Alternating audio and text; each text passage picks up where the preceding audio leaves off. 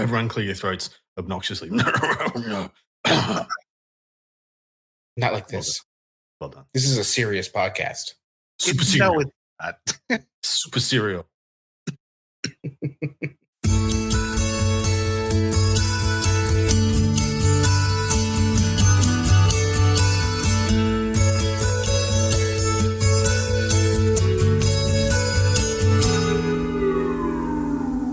That old world charm, doo-doo-doo. That old world charm, reviews say it's alright.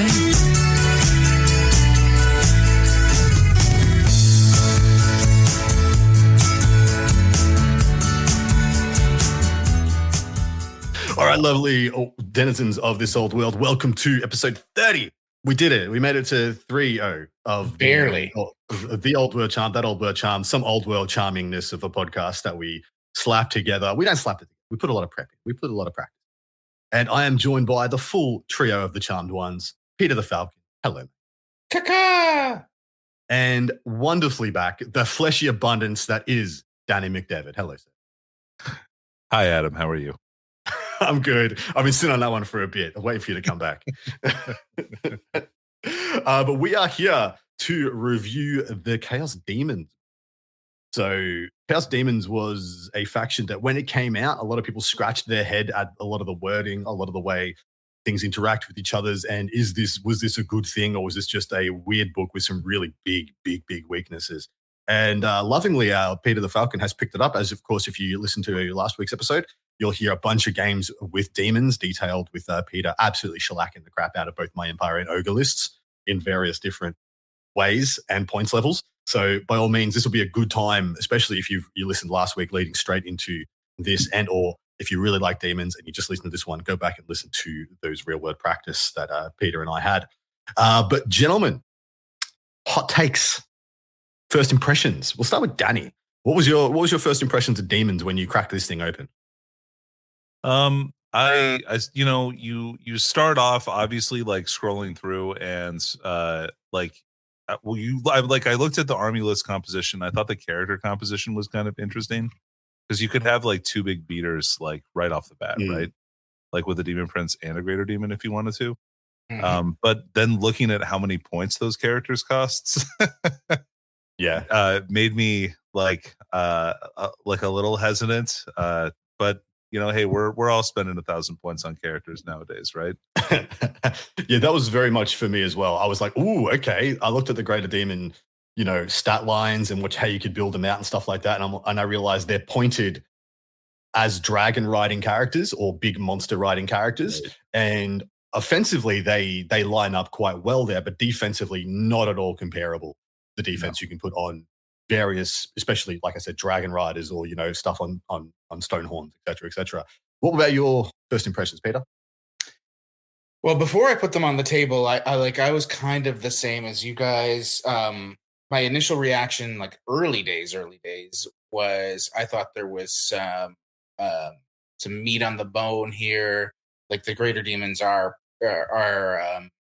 all on paper pretty deadly, but like you said, not quite as defensible as say like a lord on a chaos dragon or any of the elven lords on dragons or things like that, or in terms of defensibility. But the more I digged whatever into this book, good word use, amazing. Like the more flexible it became in my eyes, and there's just a lot of different ways to play your army in this with this Demons book that can really catch people off guard.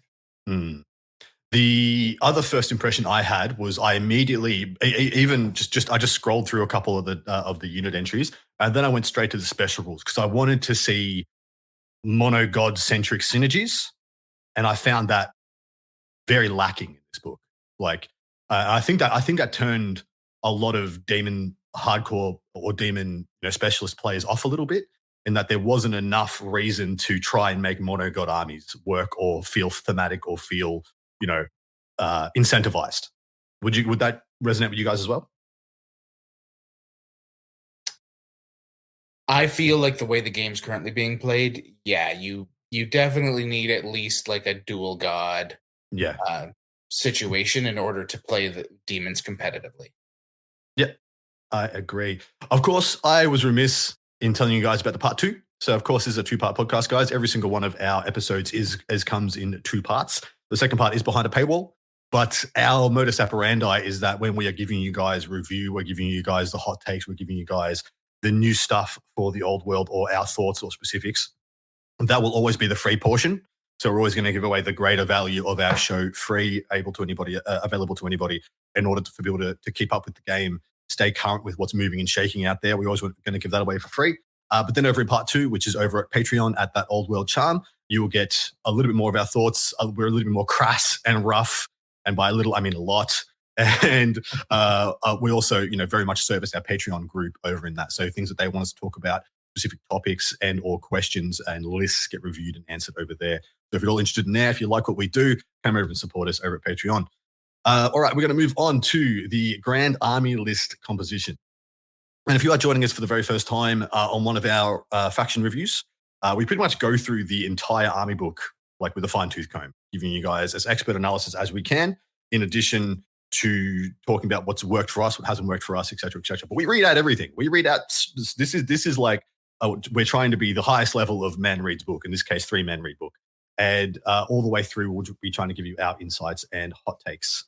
But we start off with the Grand Army list composition, and we run through that. Then we go to the special rules. We've found a rhythm that works for this experience, because if you read it just in the way it's ordered in the army book, you hear about all the units and all these special rules and all their different abilities and things like that without any context. So what we're trying to do, we're going to jump from the Grand Army composition list to the special rules and other bits and pieces, so that when we go through the units, you guys have all the information you can. But Peter, hit us off. Grand composition list. Anything spicy here? Anything people need to know? And as you have been the guy who's built this list the most, what have you found have been the good things and the bad things? Oh yeah, this Grand Army composition list is the most complicated of any of them. There's a lot of spiciness here. First off, your core and your special and your rare choices, for the most part, are completely defined by who your general is in the army. So you have to be very careful with how you're building your list. All the greater demons and the demon princes are leadership 9. But the heralds are not. So you can't like choose to take a herald of Nurgle or something like that, and then take a bloodthirster and a demon prince of Tzeentch and expect to be able to run plague bearers as core, for example, or anything like that. So there's a lot of balancing you have to do, and like your choice of general completely shapes your list. And then when you get to in terms of the demonic heralds, the like hero level characters, we call them like the mini guys. You can take 1 herald per other unit that is of the same demonic alignment in your list. So even if your general is like, let's say, a demon of Khorne, your herald, you can still take a herald of Nurgle or Tzeentch or whatnot, as long as you have a Nurgle or Tzeentch unit in your list.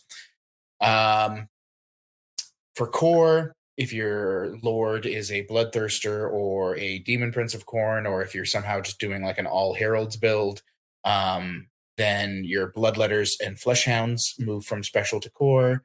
If you have the mark of Nurgle, then your plague bearers and Nurglings are core. For Slaanesh, demonettes and seekers are core. For Tzeentch, pink, all of the different types of horrors, pinks, blues, and brimstones become core. And always, no matter what, Chaos Furies are core, which is great because Chaos Furies really carry a lot of this book. They're excellent. They're an excellent core choice.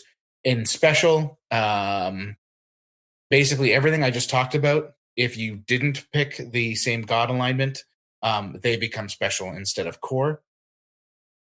In addition, if you take a Demon of Khorne as your general, Blood Crushers move from a rare to special. For Nurgle, Beasts of Nurgle and Plague Drones move to special. For Slaanesh, Hellflayers, Fiends, and Seeker Chariots become special. and for Tzeentch, Flamers, and Screamers become special. Otherwise, those things are all in the rare slot, on top of Soul Grinders and Skull Cannons of Corn. So there's a lot of change that happens with your list building based on what general you take, and then what heralds or whatnot you choose to take as well. I would call this T's and C's. These are the T's and C's of building a Demons list. Terms and conditions. Danny, is this too many terms and conditions for a conventional list? Do you think this is overkill? I think it's a limiting factor. It's, it's probably what doesn't allow demons to have every single tool that they need. Like if they were to get all of these tools at the same time, because their units are pretty good at what they do for the most part, and pretty reliable. So like if they were able to fill every slot with what they needed to, I think that they might be too good. But here I think it's a lot of terms and conditions you have to deal with, right? Yeah. I think this is what keeps demons from being like a top tier army. Is this the way this is built? Like Danny said, like they might be too good. I'm not sure if they'd be too good because of the other limitations demons have, but It does make it hard. It does make it harder. Because there's a lot of times I'm building a list where I make a Bloodthirster a general, and I really don't want to because I'm trying to do some kind of build, and I would rather be able to access my Bloodthirsters or my Bloodletters, let's say, as core, or really it's because I want my Blood Crushers to be special rather than rare as to why I want to do that. And it sucks because it's Bloodthirster's much harder to keep alive than, say, a Demon Prince that you can hide behind units, etc., or that doesn't have Impetuous. And so it becomes this very interesting balancing act that is, if you're someone like me, and when I build lists and like the challenge of trying to make a take all comers list, it's actually kind of fun, if not frustrating. Agreed. And it's kind of the reasons why it's very hard to make an all comers Demons army, like one that's truly like, if you took it to a 5-round GT, you'd be like, I have a game into everybody. It kind of to me means that you can build for a meta very well, but you can never have any kind of assurances or security that you have a solution to all issues that may come your way. But I do believe that Demons exclusively because of this almost have the ability to tech or build their list to be good into any specific one or two matchups, but then will inevitably kind of fall flat on their face versus some. You can't kind of have it all. And I suppose that's very demonic. That is on brand, I guess. So moving on from the Grand Diamond list, we're going to jump all the way to page 33 for anybody following along at home. Page 32. The demonic special rules. First up, Cleaving Blow. We already know what that is. Don't need to tell you about that. It's pretty much Killing Blow for anything that is regular infantry, heavy infantry, light infantry, heavy cavalry, or war beasts. Everything else just will take a good old save. And then a demonic. So we need to tell you about demonic. It is a 5-up ward save against any wounds suffered that were caused by a non-magical attack. So if you do a magical attack, get out of here. No save. In addition, demonic comes with a bunch of other special abilities attached to them. Demonic instability, which we'll talk about in a moment. Fear, immune to psychology, having magical attacks themselves. So demons are actually extremely good at killing the demons. Unbreakable and warp spawn. A character with special rule cannot join units without this special rule, and vice versa. Danny, my boy, demonic, that whole package. How do we feel about it? That is so many things. Yeah. Obviously, getting a 5-up ward save is pretty good. There are a lot of different units that have magic attacks in the game now. So you definitely feel that. In addition, Warp Spawn is no regen from magic attacks, right? You got it. Yeah. Yeah. So you lose all your saves if they have magic attacks, which feels like a pretty big disadvantage. But having a 5-up ward all the time is pretty nice. Fear is great. Instability is interesting. Yeah. I'm glad that they got rid of the thing where you like get all your wounds back if you roll double ones. But the double 6 penalty is pretty harsh. Yeah. Well, read it out, man. You're already talking about it. Let's go. Yeah, no problem. Okay, so basically, demonic instability. It's kind of like taking a break check, and then like however many points you fail by, that's how many. If you fail the test at all, if you pass, you're fine. If you fail the test at all, you lose a number of wounds by the amount you fail by. But if you roll double 6s, whole unit just dies, just pops. dead. Yep, just pops. And that can happen to anything. That can happen to a brick of 30 horrors. That can happen to a greater demon. That can happen to everything. Pretty rough. Should it happen to you? If I had one change I would make to this book, demonic would be -1 to your ward save rather than no ward save against magical attacks. It would be, if your magical attacks, you go from a 5 up to a 6 up, 4 up to 5 up, etc., etc. That'd be the only thing right now that I think would give demons a big boost just off the bat. Peter, tell us about demonic locus and give us your thoughts on those two special rules. Sure. So demonic locus, this is the equivalent of a battle standard bearer in other armies. Friendly units with the same demonic alignment as this model reduce the number of wounds suffered due to demonic instability by 1 while within 12 inches of the model. In addition, friendly units with the same demonic alignment as this model that roll a natural double 6 when making a leadership test for demonic instability while within 12 inches are not removed from play. Instead, you treat it as like a normal failed test. Demonic instability, it's amazing and it sucks because it's the price you pay for being unbreakable in a game where there's not a lot of unbreakable units. Yeah, and we are talking about unbreakable army-wide. Army-wide unbreakable is unheard of. Other than, undead. So undead and demons are kind of the things that do it.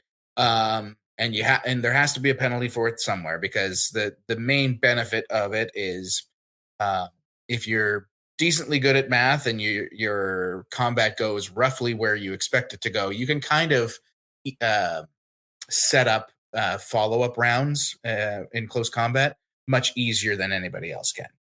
Because at worst I'm going to bounce back 2 inches. I might have 5 less guys. The demonic locus is a nice to have if the game was being played differently right now, or if you happen to only play against undead. Or because right now where the game is filled with a lot of MSU builds that aren't relying so much on static combat res, but are relying on shock tactics and killing and just singular big monsters. Having a demonic locus, it doesn't feel great because as a demons player, I find most of my lists at best have like 1 unit that's more than 10 dudes, 5 or 6 models, or 10. Yeah, like you might have like a quote unquote brick of bloodletters or of pink horrors, and even then, like the locus isn't helping out a whole lot. I've tried them out a couple times. I find they're kind of a waste of points at this stage. There hasn't been a double 6 that I've rolled yet where I wasn't probably going to lose the unit anyway. So yeah, it's they're great rules, and I think they're both rules where, in particular, if the game was being played kind of like an 8th edition style, then it would they'd be awesome. They'd be so good.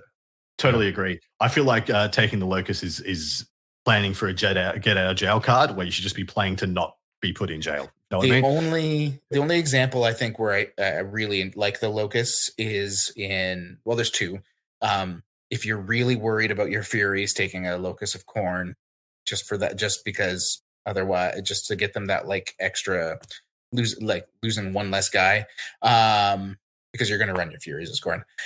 Or if you're trying to do, and we'll talk about this more strategy side, a Nurgle build. I think a demonic locus of Nurgle is very important if you're going kind of like a mostly Nurgle build, and we'll get into that later. All right, Danny, Infernal Favor, last of the special rules. So Infernal Favor X, a unit with this special rule reduces the number of wounds suffered due to the demonic instability rule by the number shown in brackets, shown here as X. Note that this special rule is not cumulative. If 2 or more models in the unit have the special rule, use the highest value. So this is like Indomitable from Tomb Kings and Vampire Counts.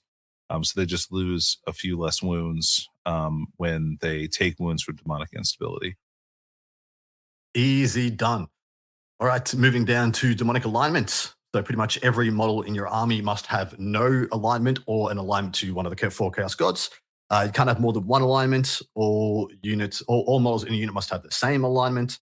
And a character with an alignment can only join units with the same alignment or with no alignment. A character with no demonic alignment cannot join any unit as Demons of Khorne come with hatred of Demons of Slaanesh. In addition, during a turn in which it made a charge move, a Demon of Khorne gains a +1 modifier to its strength.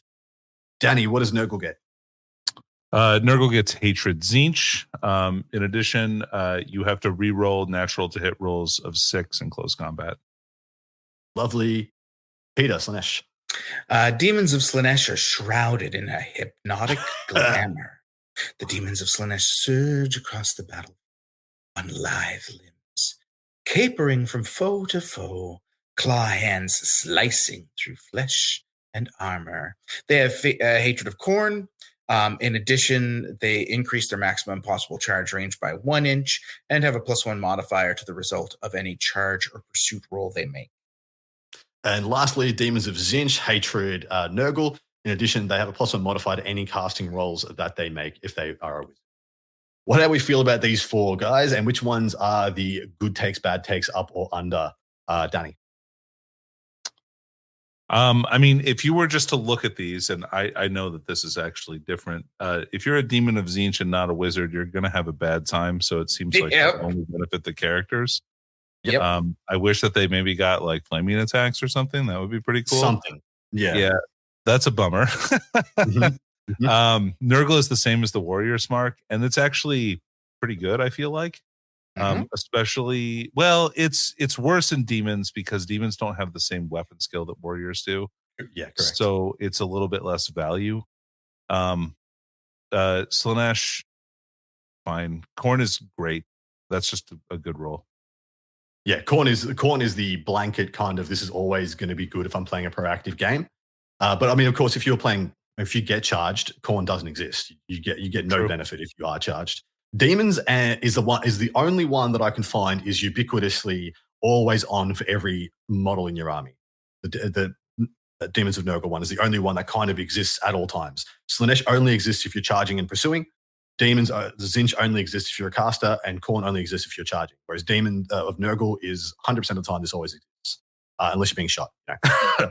But on face value, Khorne and Slaanesh to me seem like the 2 that give me the most benefits with the way the game is being played at the moment. Yeah. Yeah, I All definitely right. agree with that. Moving on down, we're going to skip the lore and go to the demonic armory. So first up, we have the Hellblade, which you'll find on pretty much everything with a sword in Khorne. It's pretty much strength user, AP 1 with cleaving blows. So pretty much every bloodletter, if you see a model and it's a bloodletter, they pretty much all have cleaving blow. Which kind of feels like a big deal. But has it been a big deal in the games you've played, Peter? Only in my Bretonnia matchups. It's huge. It's big into Bretonnia. It's a big reason why I started going a little heavier into Khorne, which does have its downsides because everything's impetuous. So you got to really be very mindful. But I did it specifically for those matchups, and it has helped. Nice. Danny, tell us about Plague Swords. Plague Swords are a close combat weapon. These would be found on like Plague Bearer models, pretty much. So Plague Bearers have these. It's strength user, no AP with Armor Bane 1, and you can't take regen saves against wounds caused by it. It's very cute. It is cute, but I mean, this is one of the reasons why I was saying like you can skew pretty hard in different matchups. This versus Undead feels really good, where they pretty much army-wide have regeneration save. Yeah, that's like the best, most ideal matchup for that. Yeah. Well, like we said, we just pretty much Peter just talked about how Khorne feels good into cav armies because you're just killing blow them out of the world, and all of a sudden Nurgle feels good into undead armies. Tell us about the Death's Head as well, Danny, and then we'll get Peter to tell us about the Slaaneshi variety. Death's Head, these are used by plague flies. Yeah, pretty much. I'm pretty sure just that one singular unit. And the Anyway, Herald. they're a ranged weapon, range 12, strength +1, AP -1, move and shoot, which is awesome. And the best part is that they're multiple wounds D3. Yeah, So- it's stellar. Here's a random, weird, sometimes extremely powerful shooting weapon on a close combat unit. So they're usually shooting at what strength? Is it strength 5 on the plague flies? Or is it strength 4? Are they strength 3 to strength 4 or strength 4 to strength 5? They'll be strength 5. Yeah, strength 5, AP 1, multiple wounds D3, move and shoot. The issue is your ballistic skill 3, right? So at 12 inches, you're hitting on 5s at best. You're hitting at 5s. And you're going to be throwing like probably 4 dice with your unit of plague flies. Like, so, I mean, realistically, you got 4 rolls and you can pretty much only believe you're going to get 1 hit with this weapon. So the stat line feels really good, but in application, you're like, it's just nice if I get a hit, right? Let's just go. Yeah, the only time this is like it betters if on the Nurgle Herald, because it's a 10-point upgrade for a Herald of Nurgle, and he's ballistic skill 5. Yeah. Oh, okay. And you can make him fly. So he can be kind of a cute little flying assassin, or just like sit in your unit of plague bearers and toss one of these a turn. So nice, cute little stand and shoot. Tell us about piercing claws, Peter. Piercing claws. So this is your demonette weapon. There's also like an extra soupy variant on the Keeper of Secrets. Their strength user AP 1, armor bane 2, extra attacks 1, requires 2 hands. So your crab claws, they're really great into like hordes of something because you just the weight of attacks. And then they're occasionally okay into elite stuff because you can fish for 6s and hope that the AP3 will wipe stuff out. Generally, the stuff that's got piercing claws is cheap for the points. And that's really the main benefit, is like you can have a bunch of relatively cheap point for point attacks that may or may not kill something. Okay. Yeah, I agree. Hear me out. Good. These are just better than Hellblades, right? Most of the time. Yeah. The difference with is just the cleaving blow. You don't have to. I guess you're still fishing for 6s, but right. That's what I'm saying. Then it's AP -3 if you get a 6. Mm-hmm. But no regen saves is nice on cleaving blow. Yeah, that's true. Yeah, if you told me that your basic infantry had this weapon, I'd be like, that's got to be good infantry, right? AP 1, armor bane 2, extra attacks requires 2 hands. I'm like, holy crap, that's got to be good. That's got to be good. It's just most of them are only strength 3. That's exactly the right. kind of the thing that kind of usually does it in. But yeah. All right. Flames of Zinch, which you will find on Flamers. It is range 18 attack at strength 3, no AP. Flaming attacks, multiple shots 2, and quick shot. So you will throw a lot of flaming dice from your Flamers. Being 2 shots each with quick shot is quite nice, and they are pretty maneuverable units, but strength 3 really lets them down, and not an AP to speak of. So Flamers actually have a this is horrors. Flamers actually have a version of this. No, it's fine. The italicized stuff tells you that Flamers have this weapon too, but they don't. They have a different. There's our strength user AP 1 and D3 shots each. And this is why you're on the show, Peter. So, but these guys suck dick. They're real bad. Because horrors do not have great ballistic skill. And even then, they're strength 3. So like, this is basically you're hoping when you finally get charged with the horrors that you've kept at the back of your line for 5 rounds, that you might kill something on a standard shoot. That's really what this is about. What this needs is horrors that you get plus to cast based on your ranks. Yes. I wish it was plus to strength on the Flames of Zinch. Oh, that would be amazing. That would be so much better. So much better. That would, well, if they had both, I would take it for sure. I mean, I still think horrors are okay, but only because of the one spell that they can cast. All right, Lamprey's Bite, which you will find on your Screamers and your Chariots that have Screamers. It's combat strength user AP -1, multiple wounds D3. And notes the multiple wounds D3 special rule applies only against any models whose troop type is monster. So a little bit of sucks there. I wish it was, I don't know, They could have just made it multiple wounds D3 all the time. They could. And It would not have been. It would not have been busted. But yeah, they're just strength AP1 essentially. And if you did charge your screamers into a monster, you've wasted your screamers. Congratulations. More often than not, yeah. Yeah, because the AP1's not going to touch the sides. But that is all the special rules and the alignments. So we're gonna scroll our way all the way back up and start going through unit entries. And they are pretty fun to unpack as well because is pretty much where all the juice is. Yep. We could do this. This is laid out in God. Yeah, it's laid out by God. Beautiful. Yeah, and then at the end you have the 2 unaligned units. Yeah, we're going out with Khorne, Bloodthirsters first up, and lovingly Steel Weapon skill 10. Fantastic. Oh, yeah. Movement 8, Weapon skill 10, Bliss skill 5, Strength 6, Toughness 6, only 6 wounds, which I found was quite interesting in my games versus Peter. Initiative 7, 6 attacks, Leadership 9, 355 points is a lot. You can take a Blood Flail, a Great Axe, or a Lash of Khorne, and you can have 100 points of gifts. Special rules, Demonic, of course, Demonic Charge, Demon of Khorne, Fly 10, Furious Charge, D3 impact hits, Impetuous, Eternal Favor 2, so it takes 2 less from losing combat. Large target, Magic Res 2, and Terror.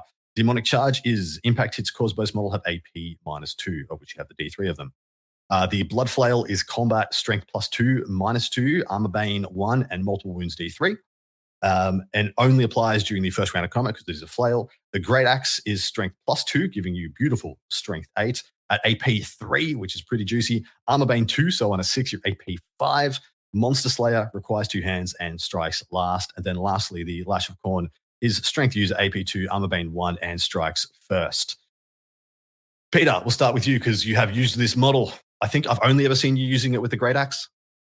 No, I've used both against you, but the Blood Flail, I didn't really have to use it too much against you because the rest of the army killed you before he really got to do anything. The Blood Flail and the... Thanks, man. Appreciate that. You're welcome. The Blood Flail and the Great Axe are both excellent, depending on what you're hoping to get out of your Bloodthirster and the matchups you're trying to build him for.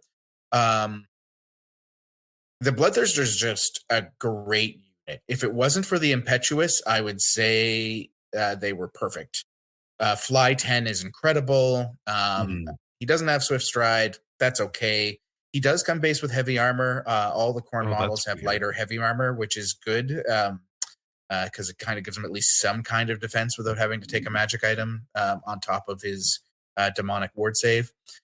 The big thing about the Bloodthirster is like you have to protect them. I have found you can't just like rush them up the board and hope for the best against most armies. They are really great if you just use them as this threat. Hide them behind a building, hide them behind a big like forest so that you can kind of mitigate Impetuous a little bit. And then, turn 3, turn 4, once you've whittled stuff down with your Furies or started holding stuff up so you're not going to get shot to death, you bring the big boy out to play because he's got such a wide threat range. And like I said, the Flail and the Great Axe, both excellent. I have mostly started using the Great Axe just because I find the rest of the Demons army struggles into the big scary monsters. And he's going to have 7 attacks on the charge. He has some defense from being weapon skill 10 and that a lot of units only ever hit him on 5s. He's swell. But the Blood Flail, I've used it. I kind of started switching back to it because of the Bretonnia matchup because he picks up a ton of knights and Pegasus knights too when he wants to. So my biggest issue with the Bloodthirster is 355 points, and you're pretty much always going to take some level of demonic gifts. If you go all the way out, you're looking almost a quarter of your list at 455. I never take a gift. I was about to say, how much points have you invested in this guy, or is he just good on face value?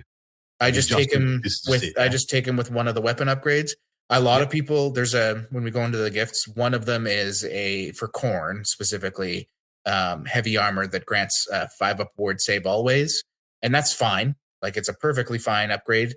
And I would take it if he has to be my general. I would consider it, but otherwise I don't because I'm just so used to hiding him until I need him rather than playing him super aggressive. I see a lot of people run the Bloodthirster super aggressively. And that only works in very specific matchups. Because you are impetuous, and so sometimes you're going to charge something you never wanted to, because of combat res or like static combat res or something like that. And then otherwise, yeah, he like you don't want him to lose like 5 wounds before you get to turn 3, and then you have to baby him, right? So yeah, exactly right.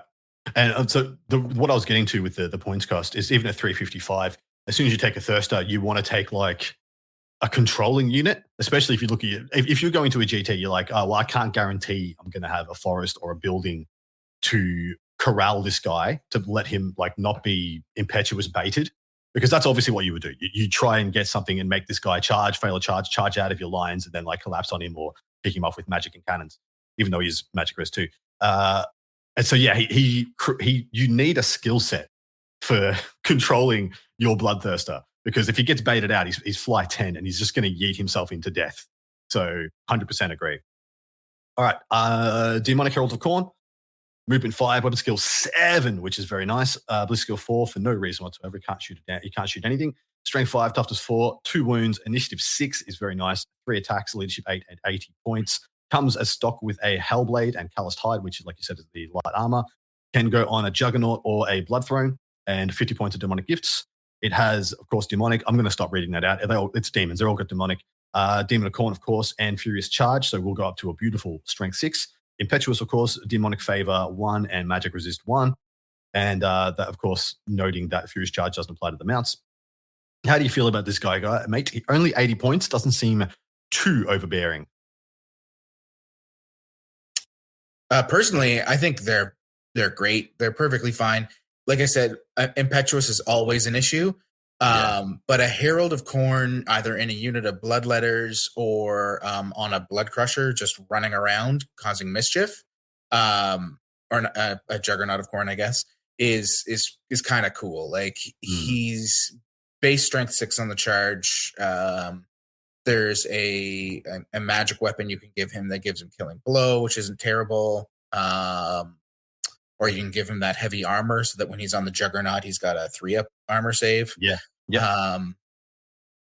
Like I don't think there's a lot negative. The weapon skill 7 is amazing on him.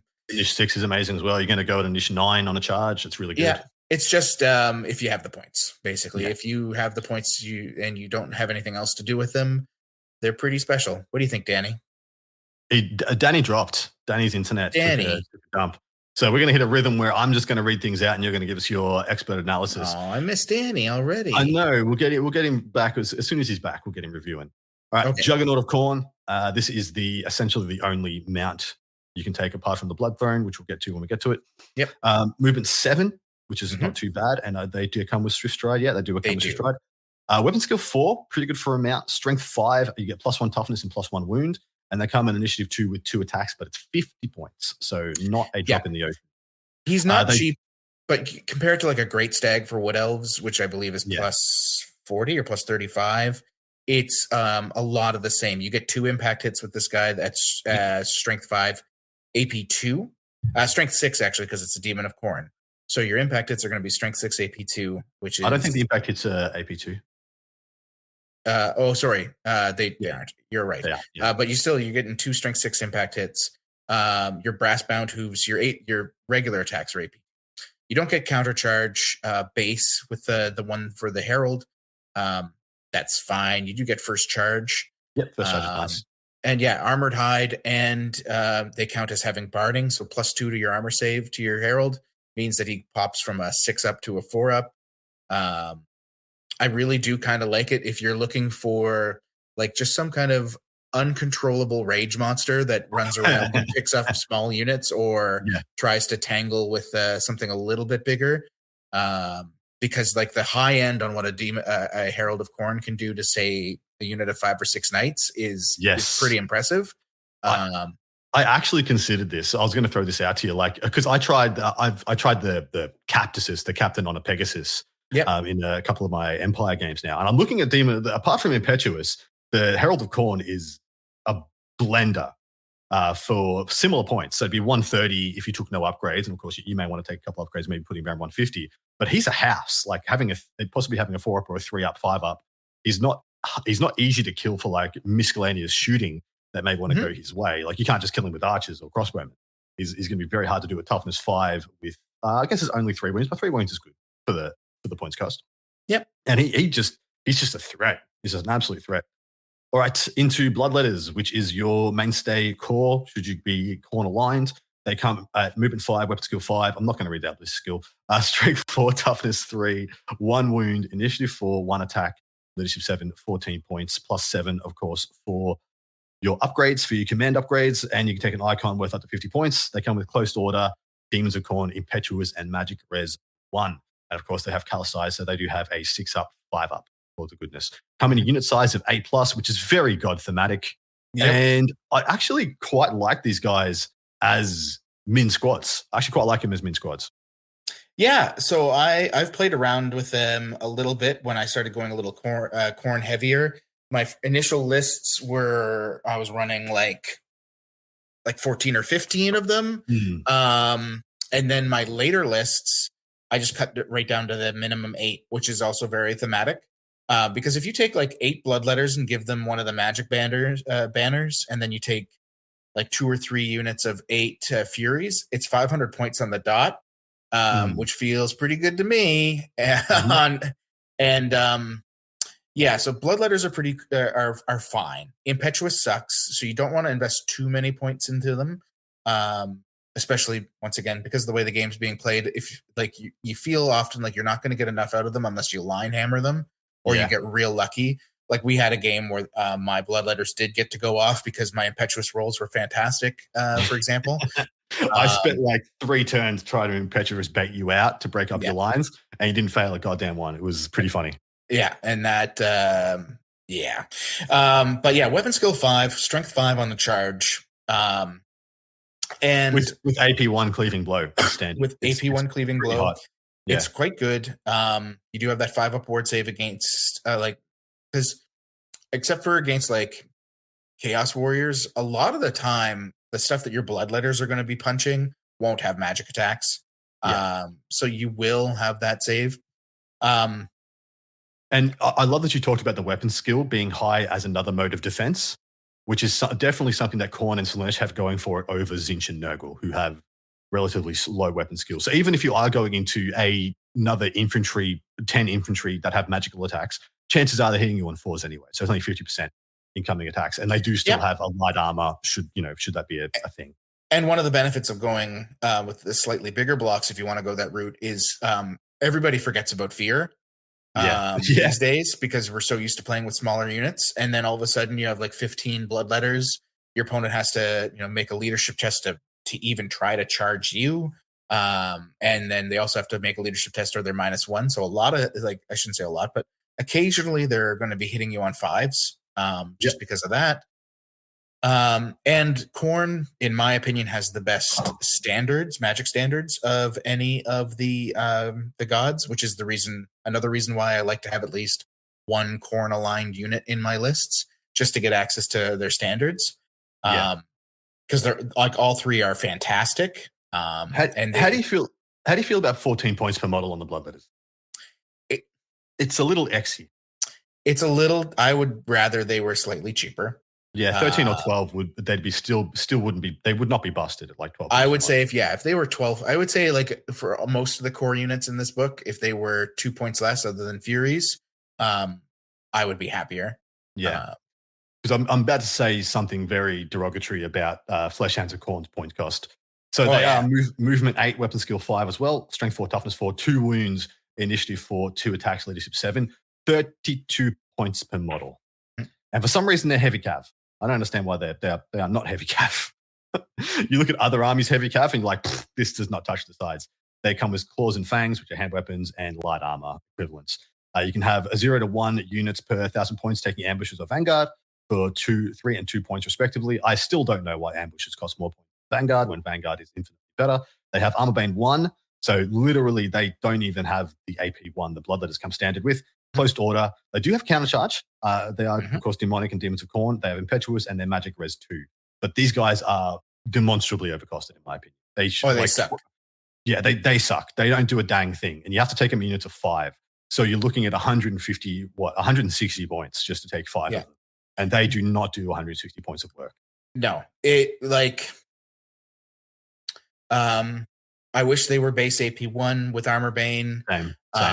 I wish that they either had Vanguard or Ambushers for free. I would, a rule that they could have that would be very thematic for how they used to play and how they're kind of in the lore would have been if They had a prey. Yeah, well, or if they did like something with wizards, where they have ambush, but you can bring them in within 12 inches of an enemy wizard or something, without having to roll after turn 3 or something like that, to kind of show up, because they had that little thing where they would hunt down like casters and such. I think that would have been really stellar to add a bit of flavor to these guys, because right now they're just like, they're really bad. The only thing going for them is 2 wounds, right? They've got a 6-up armor, a 5-up ward, toughness 4. 2 attacks each is not great for what they're doing, because their attacks don't do anything. They don't have attacks. They don't do any damage. Yeah. You just always run Furies instead of these guys. Yeah, 100%. Every day. All right, moving down to Blood Crushers, which I've gained a new respect for, even though I do think they're also something that could be said to be overcosted. Of course, they're on the Juggernaut, so they move 7 with Swift Stride. Weapon skill, well, it's just a Bloodletter. It's a Bloodletter and a Juggernaut Corn. We've already read out all those things, so we'll probably move on. The Bloodletters on top come with, their AP1 cleaving blow attacks, and the Juggernauts come with their 2 AP2 attacks in combat, which is cool. Of course, they have their impact hits 2 with their Armored Hide, Closed Order, Impetuous, Magic Resist 1. I already said Swift Stride. And they have 7-point upgrades, and they can take a 50-point, so 7-point command, and they can take a 50-point Magic Banner. They come with Brazen Hide, similar, so they'll have a 5-up, 5-up. And 65 points though is exy. 4-up, 5-up. That's what they'll have, because they have light armor, guarding, and armored hide. 65 points is pretty steep for a unit that requires to get the charge off to be at max damage capability. But when you get the charge off with these guys, they are stellar. They are so. I had 4 Mournfang with great weapons, disrespect Blood Crushers, and I pretty much was just like, you charge me, you've got AP 0 impact hits, you just charge me, and you can't cleaving blow me because I'm monstrous, and I'll be just fine. And you annihilated me. So I learned some things. It's a lot of attacks. It is. Because you're getting 2 attacks from each Juggernaut plus 2 impact hits from each Juggernaut. So that's 4 strength 6 hits that you're getting, and 2 of which are at AP2. 2 of them are at AP2. The Bloodletters, that's an additional attack from each one of them. That's going to be strength 5, AP1. It's the weapon skill 5 is you're often hitting most things on 3s. It all adds up. And then the other big thing is, once again, like I said it before, Khorne has some really amazing icons. You can give them Furious Charge, so all of a sudden those Bloodletters are 2 attacks each. You can give them reroll charges. And so now their threat ranges like that little extra bit more scary. You can give them just that Standard of Sundering we'll talk about later, which is my favorite standard in the book. But Blood Crushers they're a unit that really impressed me once I got them on the table. And most of my lists now, I try to shoehorn in a unit of 3 or 4. Yep. Because before you discovered them, you were playing the Flies, and you found the Flies were really good or really bad. And so, I think the Crushers are a little bit more even across the board. Of course, if your generalship is at a level, you can avoid the downsides of Impetuous.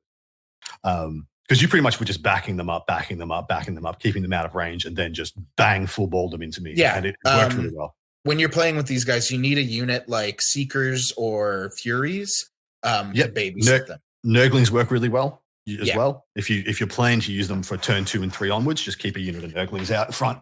Do some blocking tactics. To keep them, something to keep them from having to make a charge into something they don't want to, but also something that can charge your opponent or force your opponent to charge you.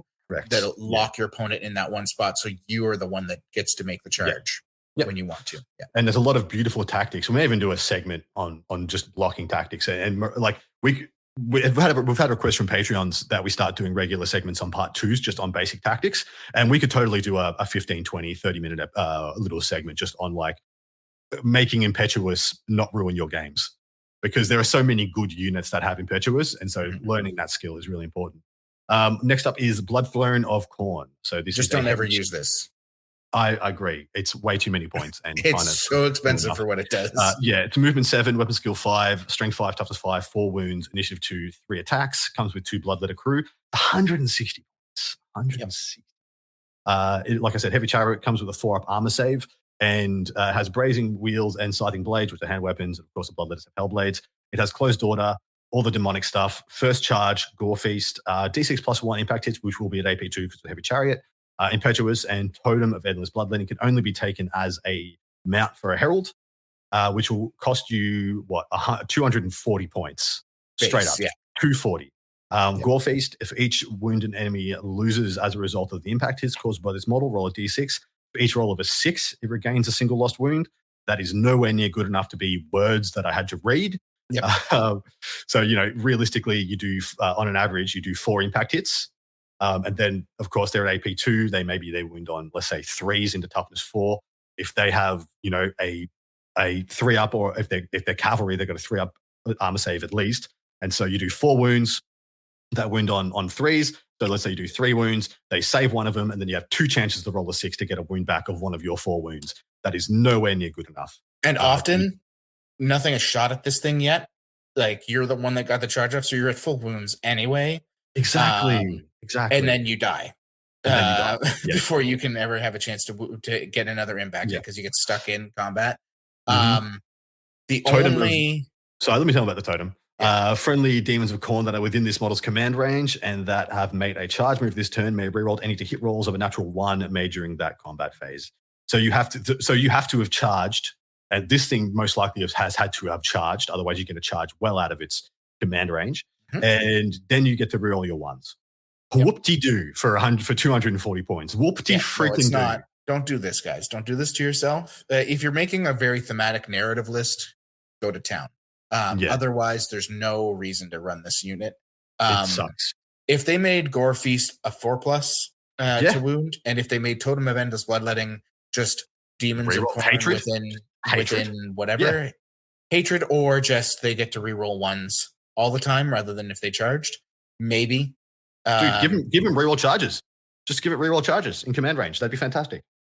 Yeah, like that would all be great because like 160 points. Yes, that's the cost of a very elite chariot. And this is not elite. No, it's the Bloodthrone attacks, as far as I can tell, have no AP. So the 3 Bloodthrone attacks aren't not attacks. 3 strength 6 attack. They're strength 6, so you get 3 strength 6 attacks. But yes, they are no AP. You're going to get 2 attacks from Bloodletter Crew plus 3 from your Herald, 4 from your Herald if you get the charge. So you're going to get 6 attacks off the back, but it's no better than any of the other chariots that other characters can ride. I don't see a place for it. Why not with the same 160 points, 525, find 25 more, and take a Skull Cannon for 185. It has the exact same stat line as the one I just read out. So strength and toughness 5, 4 wounds, 3 attacks with the same profile. Except it's a cannon. It's got brazen wheels, closed order, all the demonic stuff, a first charge, D3 plus 1 impact hits, and D3 stomp attacks. Why does this one get stomp attacks and the Bloodthrone does not? I will never be able to know. It is still a heavy chariot, still has a 4+ save. It still has the same 2 Bloodletter Crew. The brazen wheels, stomp attacks made by a Skull Cannon Khorne have an arm penetration characteristic of -3. However, this rule cannot be used against models whose true type is Behemoth. They are too large to go under the wheels. So AP3 stomps. This thing is better in combat than the other mount. Just mount versus mount.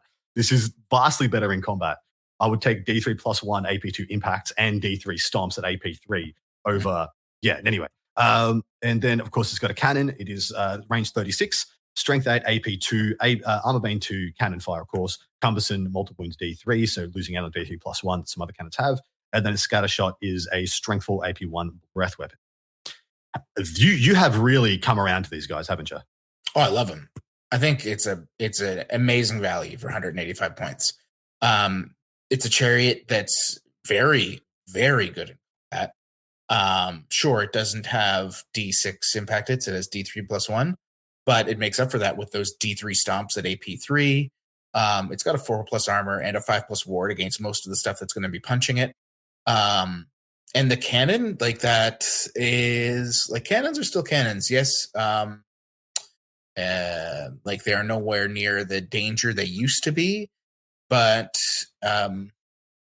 like every time you do a wound with this thing, it's free points in my opinion, because like I would say 160 points of this thing are just the chariot profile. Yeah, comparatively. The so mount and the chariot itself are so good. Yeah, you're paying 25 points for a better melee by dint of having the stomp attacks and having a cannon strapped on the back, which is a great 25 points. It's also a movement 7 cannon, which should be taken into account. So very, very few times your opponent just going to be able to play funny buggers around the building, you know, and not that your cannon shoot its premium target. You're always going to have a way to continue to pressure with your cannon shot. I really like him. And impetuous, whatever for the cannon, because generally it's in your back, and when you're playing with demons, you have a lot of fast moving little units that are going to do a lot of you're going to keep your opponent busy for the first few rounds. So impetuous often doesn't come up as an issue. Like you're going to have a guarding unit for this thing too, generally. Yep, agreed. All right, so that is the end of the Demons of Khorne, and we'll surmise the Demons of Khorne. Bloodthirsters, very good. Heralds, okay. Juggernaut, good mount. Bloodletters, decent, probably overcosted. Fleshhounds, never take them. Blood Crushers, pretty good. Blood Throne, dirt. Worst thing this god has to offer. And Skull Cannon, pretty good. Any disagreements? No, I think because of the way demons are built, we almost want to go over the gifts and the icons at the same time for each god. I would say. Let's make this messier. I love that. Actually, so let's pop down to page 28, guys. I know this is a little more complicated, but the one thing about the demonic gifts is there's 4 generic demonic gifts, and then each god has like 6 gifts of their own and 3 banners. And they really change, they can really change the opinion of the units, and that's why I've been mentioning a lot of this stuff, because they up the value. And sometimes I wonder if when they were building these, they were pointing some of these units, they were considering that as well. So for the Gifts of Khorne, there's the Spell Eater, which is 50 points. Like a predator feasting upon the flesh of its prey, the demon hungrily consumes the magic of its enemies. It lets this Khorne unit dispel as if they were a level 2 wizard. Garbo, don't do it. Garbo, never. A level 2 dispel is not worth it at all. No. For 50 points. Yeah. Armor of Khorne is 40 points. It's a suit of heavy armor. In addition, the bearer has a 5+ ward save against any wound suffered. This is one you were talking about. You can up your armor save on your heralds, or give some reliability to your thirsters if you want. So they're not totally gimped by magical attacks. Yeah, if you're making your thirster your general, I highly recommend finding the 40 points. If he's not, you can probably just play a safer game. But I mean, it also depends on like your local gaming club and your home table setup. Because like Adam was saying, some tables aren't going to have like hills or forests or buildings to play around. I'm just very used to using the square-based setups, which have 1 or 2 forests and 2 buildings on basically every map. So I always have a place to hide. The Axe of Khorne, 35 points, strength +1, AP 1, killing blow, requires 2 hands. Khorne doesn't have any way to take shields, so requires 2 hands means nothing. It's fine. It's also a common magic item. You can give out a bunch of them if you like. 35 points though. It's not that much better than just having cleaving blow AP1. You're getting 1 strength essentially, because you already. I don't know why they've printed magical attacks here. Your whole army has magical attacks. It's a waste of words. But yeah, you're just upgrading cleaving blow to killing blow and getting an extra strength for 35 points. I'm not sure it's worth. It helps if you find you're going up against a lot of monstrous cav, because a herald with this thing has like 4 killing blow attacks, and you're not losing out on any armor save or anything to take it. I don't think it's terrible. I haven't used it yet, but I've thought about it a couple times. Might of Khorne, Blessed by its patron, the demon's massive limbs bulge with strength and power. 25 points for +1 strength, permanent +1 strength. It's okay. I don't think I'd ever take it, but it exists. I don't think Khorne has a strength issue. No, I don't think Khorne has a strength. All right, last of the essentially relics is Collar of Khorne, 25 points. It is a common item. The wearer of the Collar of Khorne improves its magic res by 1. For example, 2 goes to 3, 1 goes to 2. I don't hate this, especially especially on a thirster. Going to magic res 3 means that you can, and it's common, so you could put it on DP as well if you wanted to and have them both. And magic res 3 is a hell of a breakpoint. Oh yeah. There's a bunch of spells that just become almost impossible to cast. It's great. Yeah, like miasma. Miasma is just like, oh crap, I need to roll a what? It's 11 to cast. Yeah, so it goes up to a 12. So your level 4 now needs an 8 base before you try to dispel it. Yeah. Icons of Khorne. So this is the real money for me. I've run lists lately that have used all 3 and not linked because I thought it was very good. The big one, 50 points, Skull Totem. A unit carrying the Skull Totem, but not its mounts, gains Furious Charge. I have put this on Bloodletter units to make them even just a tad more deadly, and it was worth it if you're going for the bigger Bloodletter units. Yep. Next up, Great Standard of Sundering is 45. Any enemy wizard that can draw line of sight to the model carrying the Great Standard of Sundering is a -1 to any casting rolls. Absolute banger. Best banner in the book. Best banner in the book. A double down effect for the fact that all your Khorne things already have magic res 1. So it's almost like just giving army wide magic res +1. So I think this is fantastic. Oh, it goes in all my lists now. Yeah. It's just it's such it's line of sight. Yeah, so there's no range. It's just sit your unit of 8 bloodletters and then in a place where they can be seen. Live your best life. I love the idea that if you're playing at a tournament, you look at the tables next to you and you get your laser pointer out and be like, "Oi, mate, over on the next table, -1 to cast, brother." And he's like, "What are you talking about?" I'm like, "Oh, line of sight. There's no range. There's no range, mate. You're in line of sight. It's -1 to cast." All right, what's the last one? Last one, Icon of the Endless War, 30 points, reroll charges. Excellent. It's great. Yeah. On an impetuous army that only gets good on the charge, fantastic. Of course, you want to take it on a Swiss Stride unit. If you can, I've definitely mostly been taking them on the Blood Crushers. Yeah. Unless the Blood Crushers are my only Khorne, and then I put the Sundering standard on them instead because I find that's more important to me. But otherwise, Icon of Endless War, throw it on your Blood Crushers, make magic happen. Easily. All right. Back up to page 9. Great Unclean One, or the GUO. Comes with a movement of 5. Yay. Weapon skill 6 plus skill 3. Strength 6. Toughness 7. Very rare in the game. 7 wounds, initiative 4, 5 attacks, and leadership 9. 330 points base. It is on a 50 mil minimum, 50 by 50 mil. And the max is 150 by 100. So denoting the little pewter one that I still have that I can put in a sock and beat an intruder with, or the big new one that you could take, who's corpulent as hell. It's a level 1 wizard and no spells from Law of Battle, Demonology, or Dark Magic, of course, and can take additional hand weapon, Bile Sword, or Plague Flail for 6, 10, and 25 points respectively, and then can be upgraded all the way up to a level 4 for 90 points at 30-point increments, and of course 100 points of demonic gifts. Has all the Nurgle and demonic stuff. Demonic Favor 2, like all greater demons have. Large target. Poisoned attacks, 5 up regen. D3 +1 stomps and terror. The Bile Sword upgrade is strength +2, a Armor Bane 1, and strike last, with regeneration saves not being permitted. So, 5 attacks at strength 6, no regen. AP 2, Armor Bane 1, not bad at all. And then the Plague Flail is strength +2, AP 3, multiple wounds. And of course, you only get your strength modifier during the first round of combat, which means you're always AP 3, multiple wounds, D3. It's quite good. It's quite good. Yeah, it is quite good. How do you feel about it? Right?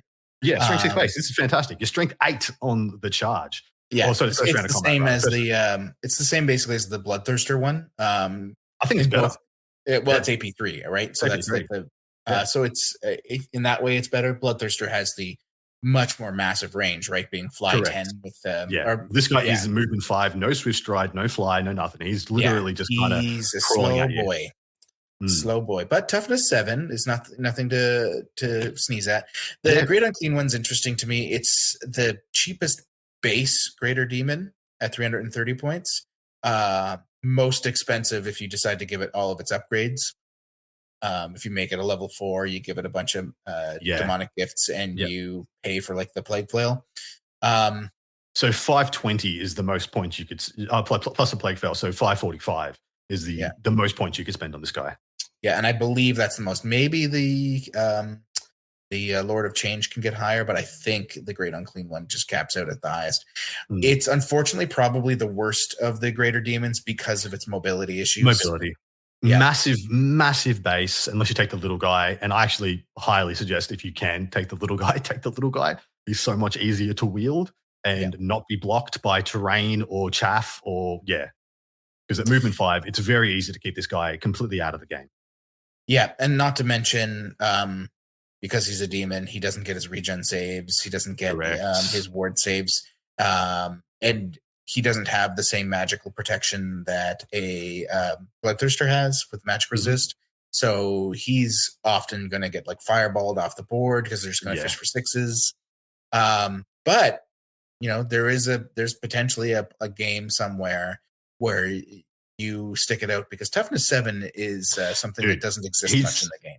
He's kind of like weirdly immune to Peg Knights. I mean, not to the characters necessarily, but just units of Peg Knights just cannot charge this dude. They are in trouble if they do. That's for sure. Yeah. I mean, they can't charge it. They can't charge a Bloodthirster either. What am I talking about? Bloodthirster hits them first if they charge him. He's just like, lol, initial million, you die. Yeah, so fair. I suppose that's a misnomer. So it's unfortunate. I think this is the biggest hit to running Nurgle as a faction is because their Greater Demon kind of they make pretty good DPs though still. So they do. That's pretty much where I was thinking. Unfortunately, the GUO kind of doesn't touch the sides, but their Demon Princes are pretty respectable. Yep. Right. And so are their Heralds, but mainly because of their upgrades. Let's go. So Demonic Herald. Yeah, you take it away. Oh no, if you want to say, I know you really like to do the stats, but he's 5s across the board. He's got 2 wounds, 4 move, but 5 weapon skill, ballistic skill, strength, and toughness. Initiative 4, 3 attacks, leadership 8, 95 points. He can be a level 1 or a level 2 wizard.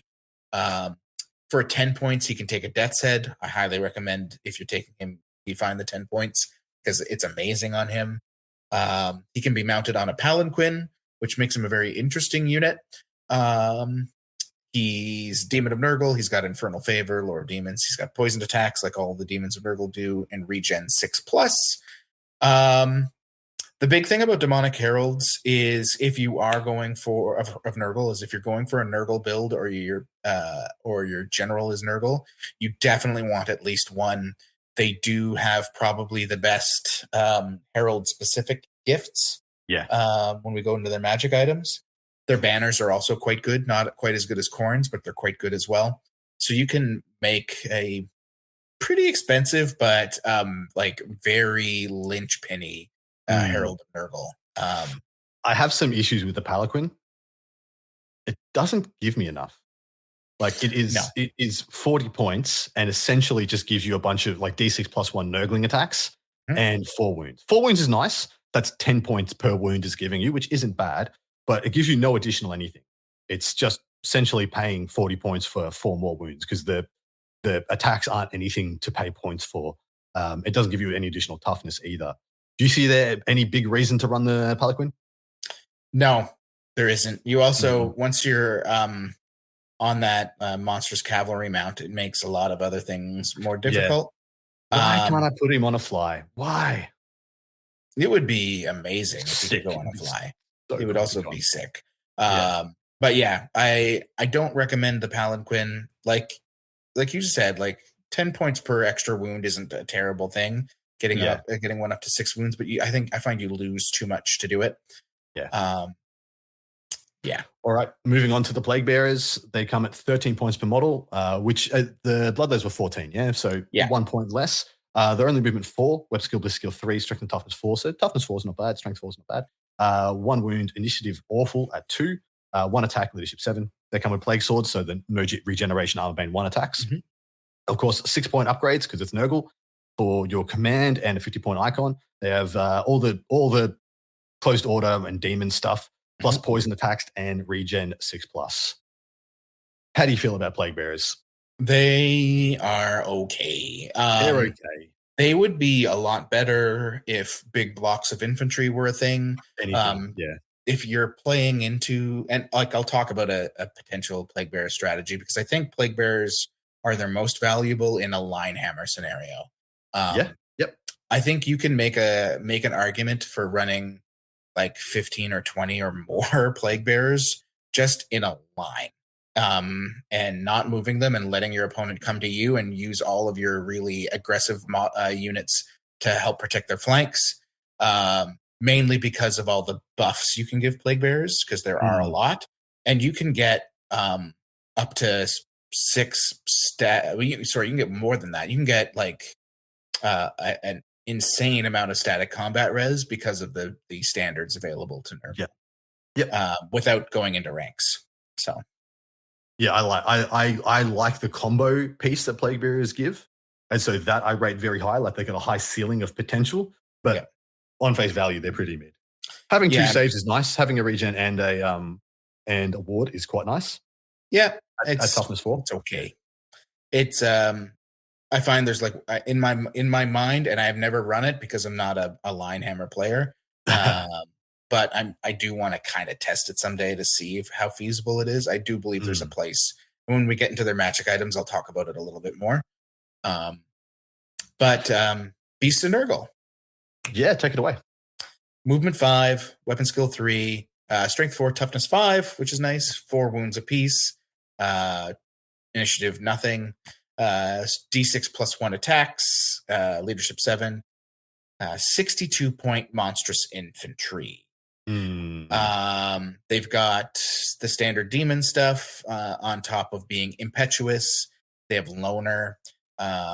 They've got regen 5+ though, and then they've got the special rules: attention seeker and slime trail.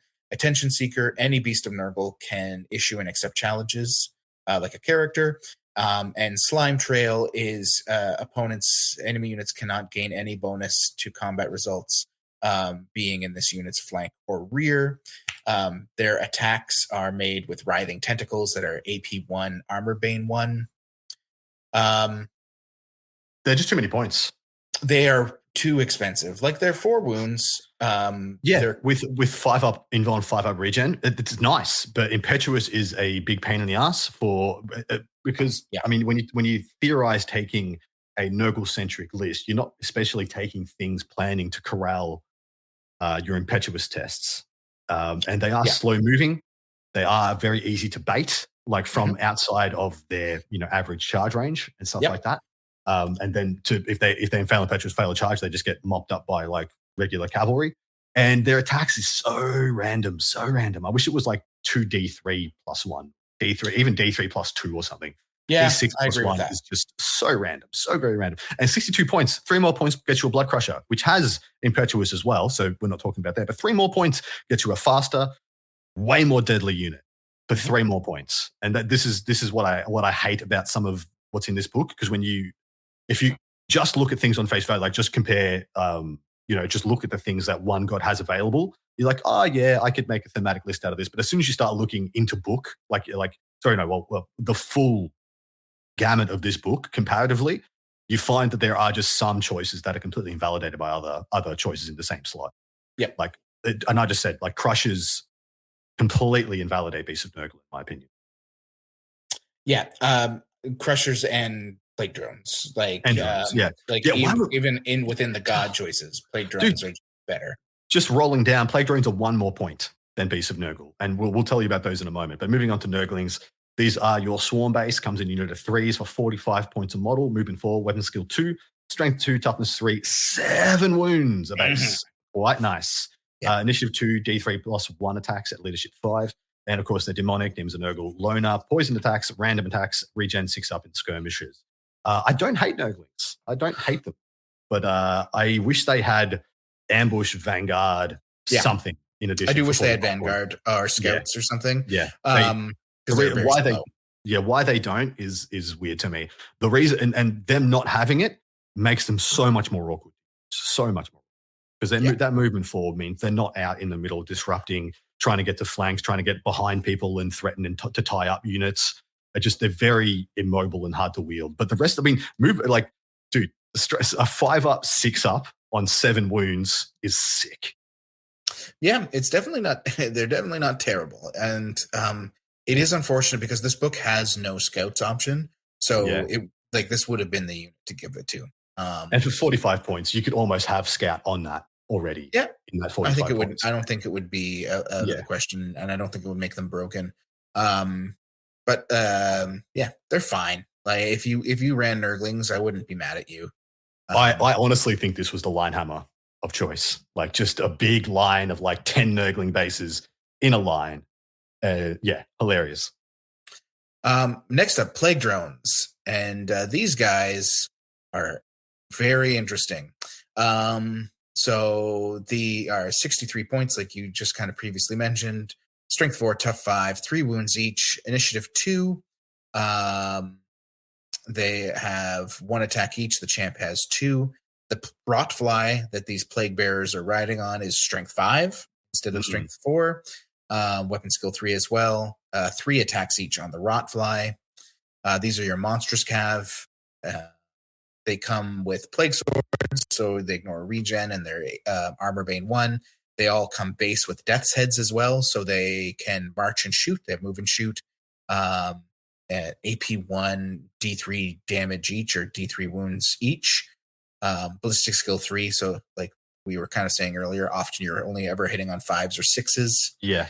The Rotflies have filth encrusted claws. These guys have armor bane 2 on the Rotflies. They're fly 9. They have poison, regen 6+, and swift stride.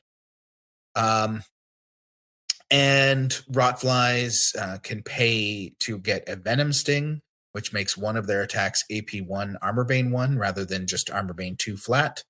And they can pay 2 points for a plague proboscis for +1 initiative on the Rotfly. Whoop-de-doo. Initiative 2 to initiative 3. Oh boy. Yeah, you only take those 2 things if you're like, man, I've got 6 points to spend and I don't know what to do with it. Yeah, correct. So Plague Drones, I have run them a few times. They have always gotten their points back for me, but I never felt like they should have. So durability-wise, they are perfectly acceptable for their price point. Their damage output is the thing we always question, right? Because they have no AP base on their Rotfly attacks. They don't have any impact hits or stomps, but somehow they always seem to do well. Yeah, like, I mean, there was that one game I played into your Empire where you just whipped all your 2-up armor saves. I charged you with 6 inner circle knights with a priest. Yep. Did like 1 or 2 wounds to you, and you killed like 4 inner circle knights with these dudes, and I was like, "What the just happened?" Yeah. It was wild. So like, there's a lot to love when you look at this profile. Fly 9 is great. Swift stride is great. The death's heads are kind of cool. They're cute, especially when you consider that they're basically priced at 10 points. So these guys are 53 points with a death's head. The lack of AP hurts. You really need to be running these guys, I believe, with the 50-point Nurgle banner to make them worth it, to one that gives you extra combat res on poison attacks. Because you can easily get combat resed out. You can't get a character to really to join the unit to protect them because you're monstrous cav, and the only way to a Nurgle herald can get fly. They have to stay as infantry, so they couldn't join the unit. And like whenever I've lost them, it's because I lost combat res. Like there was a game against you where you kind of rear charged me and front charged me. They'd already done their damage in the game, but I basically got killed by 2 wizards that did no wounds to me, but you combat res me to death. At least that's what it felt like. And so yeah, I think these are a good unit, but they're not good against other elite things. they're good at killing other stuff right now. Yeah. So I've kind of moved away from using them. And it saddens me because I feel like they should be better, but the lack of AP is what really hurts them. All right, that brings us to the end of the Nurgle portion. Let's scroll down and talk about their upgrades. And I'll tell you what page that is on right now. That is page 29. Yes. First up, we have a Nurgle Infestation for 45 points. Great Unclean One only. Whilst engaged in combat, this model may make an additional D6 attacks. These are attacks at initiative 2 with a weapon skill and strength of 2 and an AP of 0. Additionally, when this model loses its last wound, place a Nurgling swarm of D3 models so that each model is within 3 of this model before removing it from play. Do not take this. Oh, it's so bad. Oh, horrific. It's so bad. So you pay 45 points, which is the point of the Nurgling base, to put a Nurgling base on your Great Unclean One. Why would you do this? Well, you might get D3 Nurgling bases. When you die, yeah, but if you're planning for your Great Unclean One to die to get its value, why? Oh yeah, no, it's really bad. What? It's terrible. Yeah, it's so bad. I don't know what would make it good, but it's not this. Next up, Sloppity Bilepiper, 35 points. Everyone's favorite word to say. Tunes of a Bilepiper fill their companions with joyous murrain. Demonic Heralds only, and they have to be infantry, so they can't be on a palanquin. Friendly units with the Demons of Nurgle special rule that begin their movement within this model's command range have +1 to their movement characteristic. Not bad. Not bad at all. We have just been rejoined by Danny. Welcome back, sir. Yo, what up? God, sorry, guys. What are you apologizing for, Danny? Oh, well, there was 2 people trying to use the internet in Alaska, and one of them booted me off. So. And you went and immediately arrested them. Yeah, you did. No, I can't arrest people. Oh, what do you do? What good are you? Sorry, Danny. We are in the middle. We're on page 29, and what we've been doing, Danny, is we're going through the God units, and then we're going to the God-specific upgrades. So they're relics and banners. Yep. So you're going to do Stream of Corruption for us in a moment. But Spoilcrox Scrivener is up next for 30 points. Demonic Herald, who is infantry only. Whilst within this model's commander range, friendly units with the Demons of Nurgle special rule may reroll to hit rolls of 1. So reroll 1s to hit for 30 points in their command range. Not the worst thing. Helps you get more poison attacks, I guess. But I'm still not sure how much I like this. What do you reckon? This is where I kind of like it for the concept of if doing like the line hammer thing with plague bears. That makes sense. You take like 20 plague bears and you put them in a line, and then you give them this, and then you give them the icon of eternal virulence, and then you also give them the locust banner that gives you D3 combat res. And then you're just like, I have all the combat res in the world. I don't care how many guys you kill. I'm going to get a bunch of attacks back at you, and I do get reroll 1s. So it's nice for the poisoned attacks on plague bears too. That's kind of some Stream of Contagion, Danny. So Stream of Contagion is an upgrade. The asterisk means it's extremely common, right? Yep, you can have 100. You can have everybody. You can give everyone. You get a breath weapon, and you get a breath weapon. 25 points. It's a strength 3, AP -2 breath weapon that's magic attacks. Yep, breath weapons are hard to use. Probably even harder on a unit that's like pretty slow, like Nurgle is. Mm-hmm. They just suck. Yeah, breath weapons suck right now. And when I tried out Galarok against Adam, I hit him with like 5 breath weapons over the course of the game, and only one of them did a single wound. Yeah, that is correct. Yeah, they did one half of nothing. Sad. Yeah. All right. Trappings of Nurgle, 30 points. It's a unit of armor that gives its wearer an armor value of 4+, which cannot be improved in any way. I wish that also said cannot be reduced in any way, because a 4-up armor ain't what it used to be. Any good for 30 points? Yeah. Maybe on the Demon Prince, if you really were like, man, I have 30 points. But on the Great Unclean One, you don't think it's worth it? So the funny thing is, the Great Unclean One can't take armor. Yeah. I think people are letting it because it's just sad. Yeah. So I think if you go into New Recruit, it does let you do it. But the Great Unclean One technically doesn't wear armor. In that Yikes. respect, yes. If you're taking a Great Unclean One, which is the worst of the greater demons, you should, and your TO says you're allowed to take it. You're in for a probably. dime, in for a dozen. Commit. Yeah. First of the icons, Peter. Interesting. Danny, tell us more. Well, so you're saying that you think that demonic gifts like should follow the same restrictions that magic items do? Well, like I think so because aren't they supposed to be? Maybe they're not. I'm super cool if someone wants to run the trappings of Nurgle on a Great Unclean One. By the way, I never even considered it at all. Okay. I'm not disagreeing with you. Like, I think by intent, maybe that's the case. I don't know. That's an interesting question.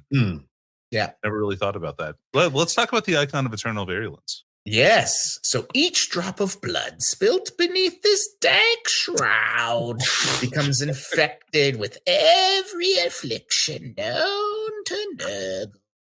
It's 50 points, which is expensive, but when calculating combat results, a unit carrying the icon of eternal virulence may claim an additional bonus of +1 combat result to a maximum of +3 for each unsaved wound caused by a poison attack. Not bad. No, it's not bad. Okay, Danny, say words. Question. I assume they mean when you roll a 6, right? Yeah. Because technically every attack is a poison attack. Right. Yeah. Right. Only a 6 triggers the poison effect. So someone may turn their hat backwards and claim that every attack is a poison attack, mother effer, and always get their +3, while other people will be like, well, actually, you're only your 6. Right. Yeah. But I think it's pretty clear which one they're intending. Right. Yes. Yeah. Absolutely. Yeah. Yeah. Danny, do you think this is a good banner? I think it's kind of cool. Like Pete said with the line hammer thing and Nurgle units, that might be kind of an interesting interaction. But I'd rather be subject to the one that gives me extra combat res because that's something too, right? Yeah. Well, why not both? Oh yeah, sure. Because can Plague Bearers take 50 points? Yeah. Plague Bearers can take 50 points. So you could put I like 50. it again. It becomes really dumb expensive, that unit, but there's a funny scenario where your opponent doesn't try to pick out your Herald, and then you end up with 6 static combat res with a single rank of 20 guys. Right. Which I think is at least meme worthy at the very worst. Yeah. All right. Standard of Sweeping Decay, 35 points. During the combat phase, a unit carrying the standard of Sweeping Decay may reroll any to wound rolls of a natural 1. There is a little combo here where you can get reroll 1s to hit and 1s to wound, because you take the Squirrelpox Scrivener upgrade in addition to taking the standard of Sweeping Decay. But I think trying to invest 65 points to make your Nurgle unit actually do something in combat is a misnomer already. Anybody Maybe disagree? for flies? Can you take this on a unit of flies? Oh, Yeah, for sure. you can. Yeah. Which would give it to the flies as well. So you'd be getting 4 attacks per base with real 1s to wound. Yep. I've done it. It's fine. It's fine. Perfectly Yeah. I like it. Danny, last one. So this is the banner of the rotten icon, 10 points. You don't your enemy units don't get combat resolution for charging you in the flank because you have a stinky butt. You stank butt. You got Your pus butt is coming out so your stank. butt. Yeah, butt is so stank. It's the upgrade that you get so it's one of the special rules of the Beast of Nurgle. Sorry, the Beast of Nurgle. Yeah. All right, that is it. And even though I did say previously that your Nurgle DP can be pretty good, there's only one icon, one anything that you can put on a DP, and that's the 4-up armor save, because all the other ones are Great Unclean One or Herald locked. Well, So maybe- you can also give him the breath weapon. Yeah, jeez. I'm so sorry, everybody. I'm so very sorry. You give him the bad one. I forgot it existed. Yeah. And I was happier. All right, up to Keepers of Secrets into Slaanesh and the Slaanesh Goodness. Movement 8, weapon skill 7, strength, bliss skill 6, strength and toughness 6, 6 wounds, initiative 7, 6 attacks, nice. Leadership 9, 330 points. So starting at the same amount of points as the Great Unclean One. Comes on a 50 by 50 as a minimum or 100 by 150 as the maximum. Impaling Claws. It is a level 1 wizard. Can take Demonology, Dark Magic, or Illusions and can be upgraded for the same 30-point increments to a level 4 and 100 points of gifts also. It has Infernal Flavor 2 in addition to all the demonic stuff, large target, Lore of Demons, D3 Stomps, Swift Stride, and Terror. And its attacks with the Impaling Claws are Strength User, which is 6, AP2, Killing Blow, and First Strike. How do you feel about that, Danny? Do you like the looks? I do. And in a world where the Bloodthirster didn't exist, this would be the close combat demon I would take every time. But there's some combinations here, I think, especially with it being a wizard and a close combat monster that make it kind of enticing. Yeah. But yeah, its weapon is awesome, right? The healing claws are good. Yeah, fantastic. And having six attacks base with that, I wish it had more stomps. I wish it was D3 plus 1, or even had D3 impact hits and D3 stomps, because D3 only is a bit of a sucks. But it's still it's not terrible. Once again, you have a huge ceiling on points you can spend on this guy. Peter, how do you like building your Keeper of Secrets? If the Keeper of Secrets always had Spectral Doppelganger, if you guarantee rolled it, this thing is incredible. Whenever you roll Spectral Doppelganger and you have Keeper of Secrets in your army, you're like, I have won the game in spirit. I am a murder god. Yeah. I'm a murder god, because you will pick up everything. Unfortunately, a lot of the Slaanesh upgrades, at least in my opinion, they're fine, but they don't really help the Keeper per se. They don't. Yeah, they don't. They're okay. You can do some cool stuff that if it works, it works. But you're relying on leadership tests, etc. I do think the Keeper is pretty cool. And I have made some lists where I don't want to roll Impetuous all the time, and that makes the Keeper nicer to me just for that alone. But I look at the Keeper a lot as more of an enhanced Demon Prince than a greater demon, because that's kind of what it is. It doesn't feel to me like it exists in the same realm as the Lord of Change for magic or the Bloodthirster for pure blending, but it's somewhere a little bit a tad below between those greater demons and the Demon Prince, and the Grand Claim one's below the Demon Prince. But you can kind of make this into an absolute jack of all trades, good all the time model.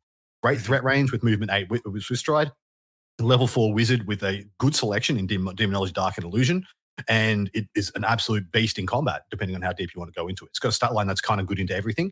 And I quite rate the Keeper, but you're right. If you want better combat, you have the Thirster. You want better magic, you have the Lock. And if you want a cheaper version of the Keeper, you can just take a DP. Yep. Yeah, so it's kind of squashed in the middle, but still pretty good. You can't say it's bad. No. Which is interesting.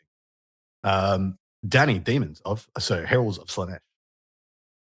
So Heralds of Slaanesh are movement 6, weapons go 6, ballistics go 4, strength 4, toughness 3, 2 wounds, initiative 6, 3 attacks, leadership 8, 85 points. They come with piercing claws standard, which is a pretty decent starting weapon.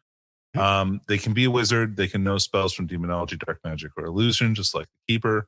It can be a level 1 or 2 wizard for 30 or 60 points, and you can mount it on a Steed of Slaanesh, a Secret Chariot, an Exalted Secret Chariot, and you can give it 50 points of gifts. It has Demonic Demon of Slaanesh, Eternal Favor 1, and then Lore of Demons, so it can take the Slaanesh spell. Yep. So I can't help but comparing the Herald of Slaanesh with the Herald of Khorne, who I think kind of, apart from having Impetuous, wins virtually all the comparisons. For some reason, it's the Herald of Khorne is 5 points cheaper, has 1 more weapon skill, 1 more one more strength, 1 more toughness, the same initiative, the same attacks, and is 5 points cheaper.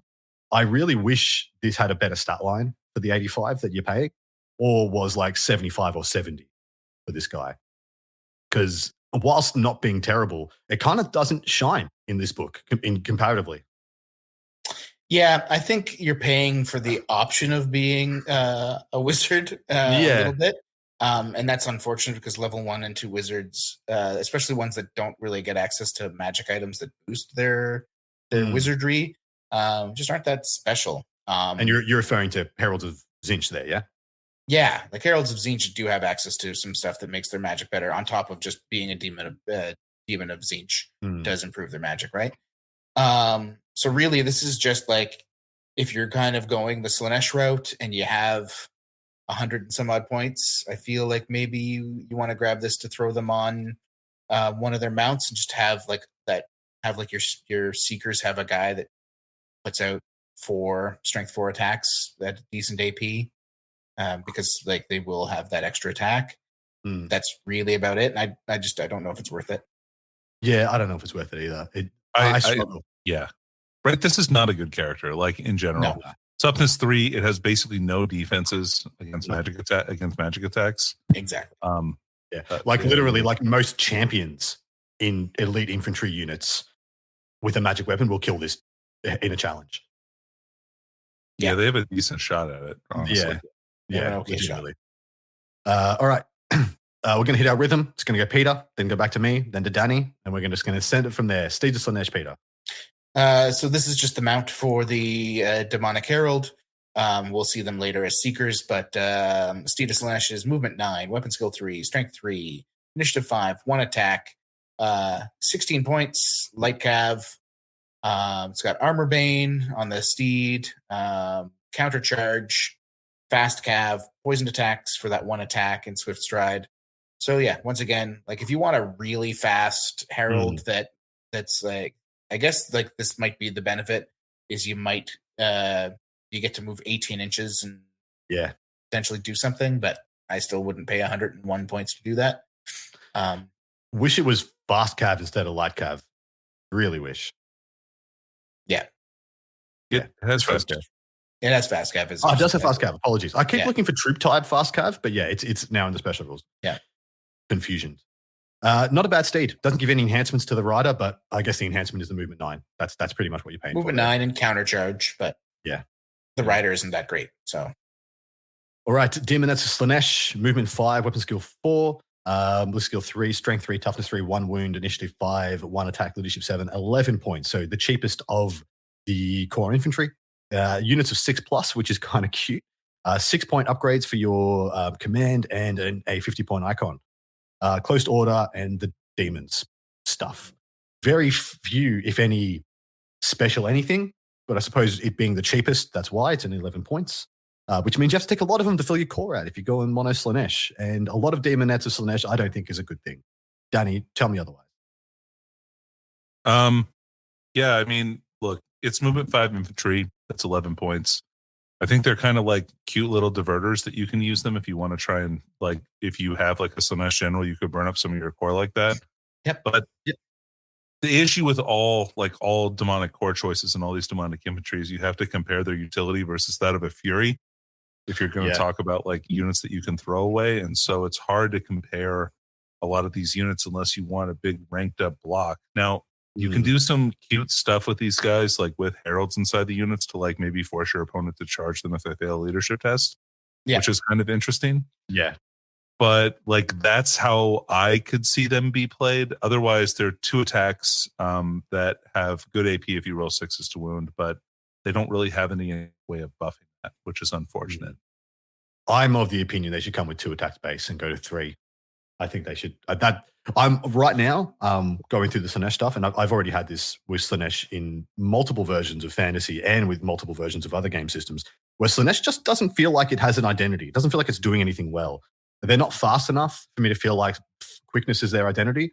They don't have strike first like an elf would to make me feel like they're like the anti-elf that they kind of are in the lore. And they don't have the sheer dump of attacks to make me feel like that's their thing either. And of course, they can't have super high weapon skill because that's Khorne's thing. They can't have super high strength. That's Khorne's thing. They can't have durability. That's Nurgle's thing. And they can't have psychic ability because that's Zinch's thing. So I expect them to either be super fast or to throw buckets of attacks like an orc. And they kind of do none right now, neither. Luckily, we have the next unit. Yep. Danny's turn. Yeah. Oh, sorry. Yeah. So we got Seekers. Seekers are demonettes, so exactly the same stat line with the Steed of Slanesh, just like we talked about the unit before that. So effectively, you're paying 21 points to have 3 strength 3 attacks. One of them has armor bane 1 and poison, and then 2 of them are armor bane 2 with AP -1 standard. You can buy command for 6 points a model, buy a demonic icon for 50. They have counter charge, which is nice, and they're fast cav.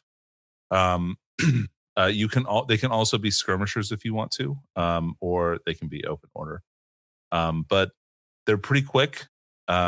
21 points seems like I'd probably would pay 21 points. Like if I were going to buy core choice for Slaanesh, I would pay that for Seekers, right? Yeah.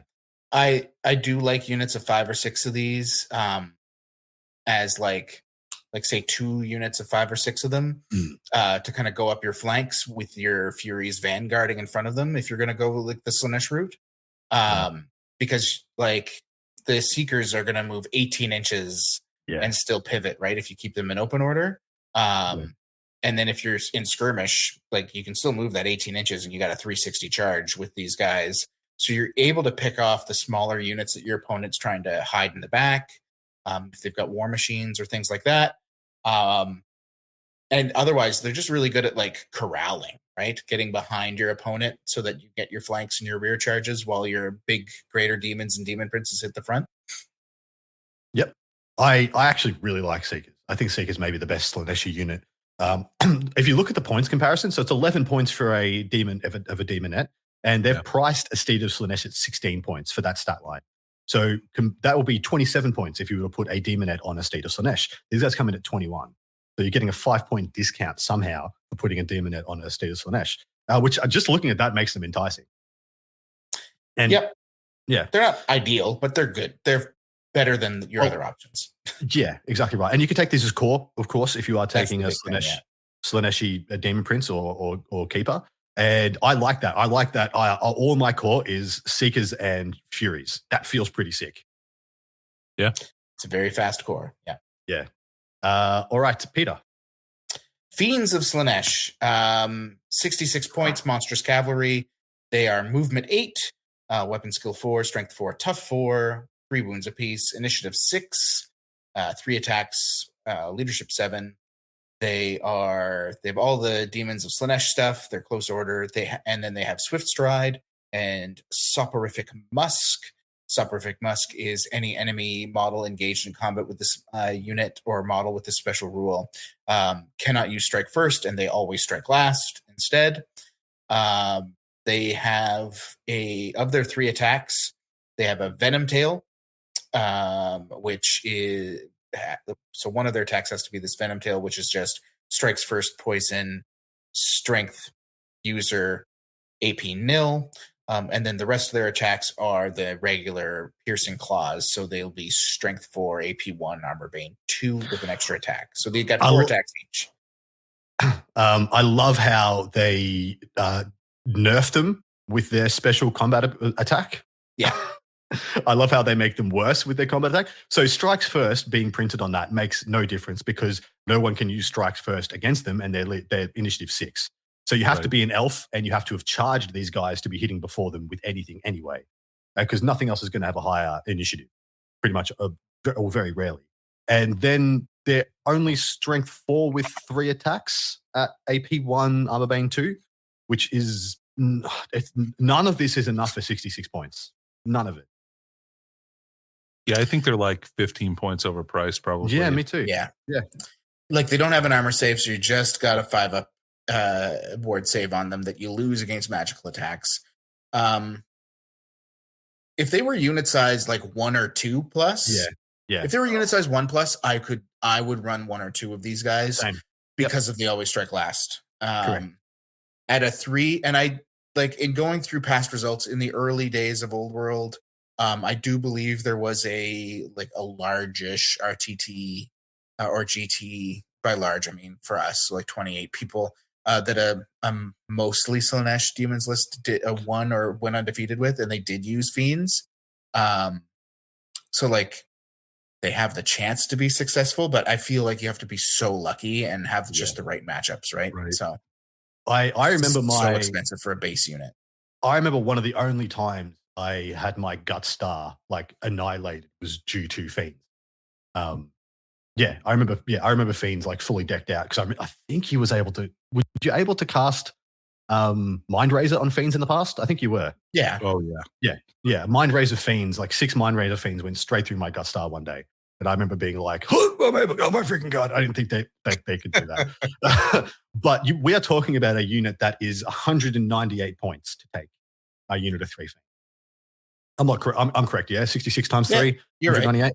right. Oh my God, they are so bad. I'm so sorry. I wish they were good. I freaking love the new models. And the Soporific really Musk, cool. Soporific Musk is a great ability on an otherwise completely mediocre chassis. I'm quite disappointed, actually. Like, how cool would they be if you could take like one of them and like charge it into a unit, give them like strike last, and then punch them with all your other guys? I think that would be awesome. Or just make them like 15 points less and keep everything the same, and you're probably fine. You're kind of fine. Because at that point they're like two seekers strapped together points wise, and they reflect that. Anyway, all right, Hellflayer is Peter. Hellflayer, 145 points. This is a light chariot, which I wish it wasn't, because it would be so good if it was a heavy chariot. Probably too good if it was a heavy chariot. But movement 9, it's strength 4, tough 4, 4 wounds, strength 4 also. Bleh. It has an exalted Allurus on it, which is kind of a Demonette champion. Demonette, or a herald, I guess, but not quite. So weapon skill 5, 2 attacks, 3 because she has piercing claws, weapon skill 5, strength 3, initiative 5. It's got 2 demonettes on the back as well, and it's being pulled by 2 steeds of Slaanesh. For special rules, it's got Armor Bane on the steed, Close Order, Counter Charge, which is amazing on chariots. We've talked about that before. All the demon stuff. First charge, 2d6 plus 1 impact hits, and Swift Stride. For 145 points, 2d6 plus 1 impact hits is no joke. Unfortunately, strength 4 and light chariot, so no AP on them. It would be cool if they had any AP on the impact hits, because the counter charge looks so amazing on this with all those special rules, and then you realize most of the stuff you're counter charging will just not take a single wound to it. Yep. You do this feels like a Slaanesh unit though, because this thing is throwing dice. It's just throwing dice. Am I right? It's got 9 attacks in combat, 2 steeds, and then 2 attacks each from the 2 Demonette crew, and then 3 attacks from the Exalted Allurus. Yeah. So it's throwing 9 attacks in combat even when it doesn't get the charge at quite good initiative 5 or better if it charged.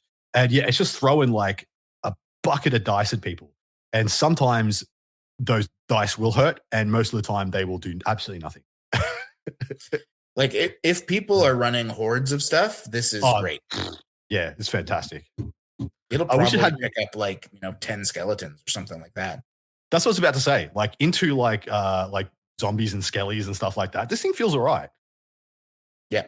Also, if you Plague of Rust, whatever you're going to hit with this thing, I think that's probably pretty easy to get, right? Plague of Rust. So, who is that? What god? Nurgle does, and Tzeentch does. Oh yeah, okay. I don't think Slaanesh does. Slaanesh just has Slaanesh doesn't. Yeah. All right. Next up, Seeker Chariots of Slaanesh come in at 100 points. Yeah, not bad, right? Yeah, not bad. Strength 4, toughness 4, 4 wounds, the same as the Hellflayer for stats, and the same 2 Demonette crew and 2 steeds of Slaanesh, but without the 45 points that looks like they've priced the Allurus and the extra impact hits. They've priced that at about 45 points. But is once again a light chariot, armor value of 5+, piercing claws, of course, claws and fangs as hand weapons for the steeds. Armor Bane 1, the steeds, countercharge, demonic, of course. First charge, D3 plus 1 impact hits, open order, poison attacks, and Swift Stride. It can be taken as a mount also. 100 points is not awful. You can run them in units of 3. You can. How do these shape up to other light chariot units, like, say, Goblin chariots and Tomb King chariots? Goblin chariots hit harder, but are half the points. But yikes. Okay. Enough said. Great. But they don't have counter charge. And Goblin chariots are impetuous. Yeah. And also, Goblin chariots though can flee from charges. I'd like to point that out too. That's true. These guys can't flee from a charge. Movement 9 Swift Stride Chariot is pretty spiced though. And I countercharge, except I don't- D3+1, no AP impact. No hits. AP impact. I don't think I'd ever take him as unit of 3. I think there are one or two singles, and you just kind of make him a nuisance. But I don't hate him for 100 points, but I can't say I'm like thrilled. I'm not excited. I'm not, even a little bit. Yeah. All right, Danny, the exalted variety. So an exalted chariot of Slanesh is it's 185 points. This is only a character amount anymore. Yeah. Right. So it's plus 185 points. So 85 points for the Herald, and then 185. So you're looking at what 270 points for this unit. Okay. So it's 8 wounds with the Herald on it, toughness 4, strength 4 on the chariot. It has 3 demonette crew. So that's 6 attacks from demonettes, and then it has 4 steeds of Slanesh. It's on 100 by 150. It's a 4+ armor save and then a 5+ ward. So 8 wounds, 4 up, 5 up for 270 is like, I don't think that's too terrible, but it does eat into your hero slots. Now, the chariot itself has close order, demonic, demon of Slanesh, first charge, nice. Impact hits D6+1, and then the steeds of Slanesh have poison attacks and armor bane. It is a heavy chariot as opposed to the other chariots, but it loses countercharge. If it kept countercharge, I would take one of these.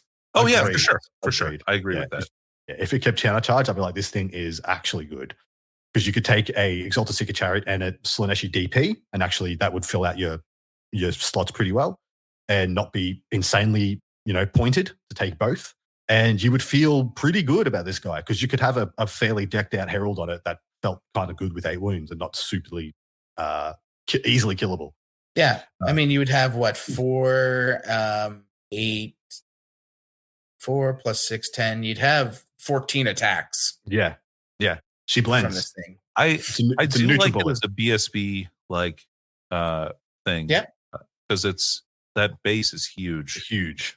Yeah. And it's on the Greater Demon base. It's on the 100 by 150. Yeah. I mean, I don't hate it, but yeah, I wish it had countercharge. Same. All right, that is the end of the Slaneshi portion. Let's go over to those icons and bits and pieces. The first of which is the 50-point upgrade of Infernal Enrapturous, which is for a Demonic Herald only whose troop trife is infantry. Ugh.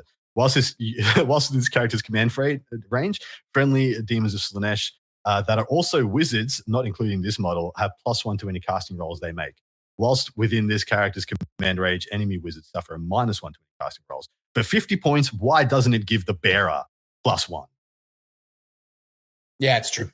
Why does it? 50 freaking points. So I have to take this guy and other casters to make the 50 points justified, but this guy isn't allowed to be a weird. Adam, I was up here thinking like, yo, that's not too bad. Like, okay, I give myself +1 for 50 points. That's not terrible. And now you've really peed in my Cheerios. I did. I cracked in your lunchbox.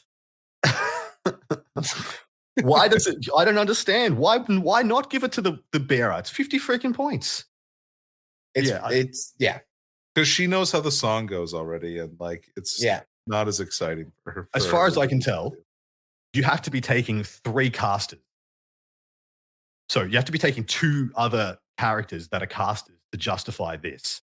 So if you're taking this 50-point upgrade, you want to be taking a level 4 DP, so it casts at level 5. And you want to be taking another Herald that's probably a level 2, so it casts at level 3. And all of a sudden, you're in this sunk cost fallacy spiral of making your bad list. Do not take this. But I really want to be able to cast Spectral Doppelganger with a +5 on my keeper. Why is it infantry only for FFS? Like, why only infantry only? This would be sick on because you'd have a massive command range on the Exalted Chariot. The T's and C's piss me off. Yeah. Adam, you can't do that because the model is on foot. What? Yeah, the Infernal and Rapturous model is on foot. Like, they don't want to say that it's on a chariot. This podcast is going to be 4 hours long because this book is so crazy deep. We've only got one more god, and we've pretty much been doing all the relics at the same time. So we got one. Allure of Slanesh is 35 points. The demon is possessed. You're the reason it's going to be 4 hours, Peter. That's just thinking the same thing. Oh, excuse me. Enemy units must make a leadership test before making any rolls to hit against this model in the combat phase. Just this model, not the units it's in. If this test has failed, only rolls of a natural 6 will hit. It's neat on the big baby, the Keeper of Secrets, because they're going to be often -1 due to terror. Yeah. So gives you a little bit extra protection for them. Otherwise, bleh. Yeah, I kind of like it on the Keeper. Don't hate it on a DP, but I think there's other things you can do with a DP. But yeah, I don't hate this for 35. Danny boy? No, yeah, I like it. Next, we've got Siren Song for 30 points. Single use at the start of your opponent's declare charges and charge reaction subphase. Nominate a single enemy unit that is able to declare a charge against this model or its unit. That enemy unit must pass the leadership test. If the test is passed, it may act as normal. However, if the test has failed, it must declare a charge against the model or its unit. I think this is rad. It is rad. It's situationally amazing. Amazing, yeah. It used to be one of the most busted things ever. Oh, yeah. Yeah. Because you just make people charge your Keeper of Secrets. Correct. Yeah. I love this. I love this for winning the chaff battle as well. Like a lot of people will have early vanguarders and scouts outside of general's leadership range, and you just be like, I'm just gonna make you kill yourself in your turn. Dude, congrats. You just you put your herald on a steed of Slanesh and then you countercharge. Ooh. And they charge you and you wipe them out because you're like, that's 9. That's kind of cool. That's kind of cool. Yeah, I like that. There's a lot of play there. All right, Soporific Musk, 30 points. It's a common magic item. Enemy models engaged in combat with this model cannot use the strike first rule. Enemy models that do not have the strike first rule become subject to strikes last. So only enemy models engaged with this model. Does that mean not the unit? So if I choose to just not attack, there's like 3 or 4 dudes in my front rank who are not getting strikes first and the rest do. It just makes it confusing, but not an awful ability, especially if you are in the world of the elf. Never trust an elf. And it is super common too, so you can take it as many times as you could take 30 of this for 900 points. And Rupturing Gauze, 20 points. The beguiling gauze of this diamond holds the attention of all foolish enough to mat it. Enemy models engaged in combat with this model cannot use the Inspiring Presence special rule of their general. That's actually pretty good, especially in combo with the Siren Song. Yep. The only problem with the Siren Song is it's single use. Well, I think it's good with Allure, right? Yeah.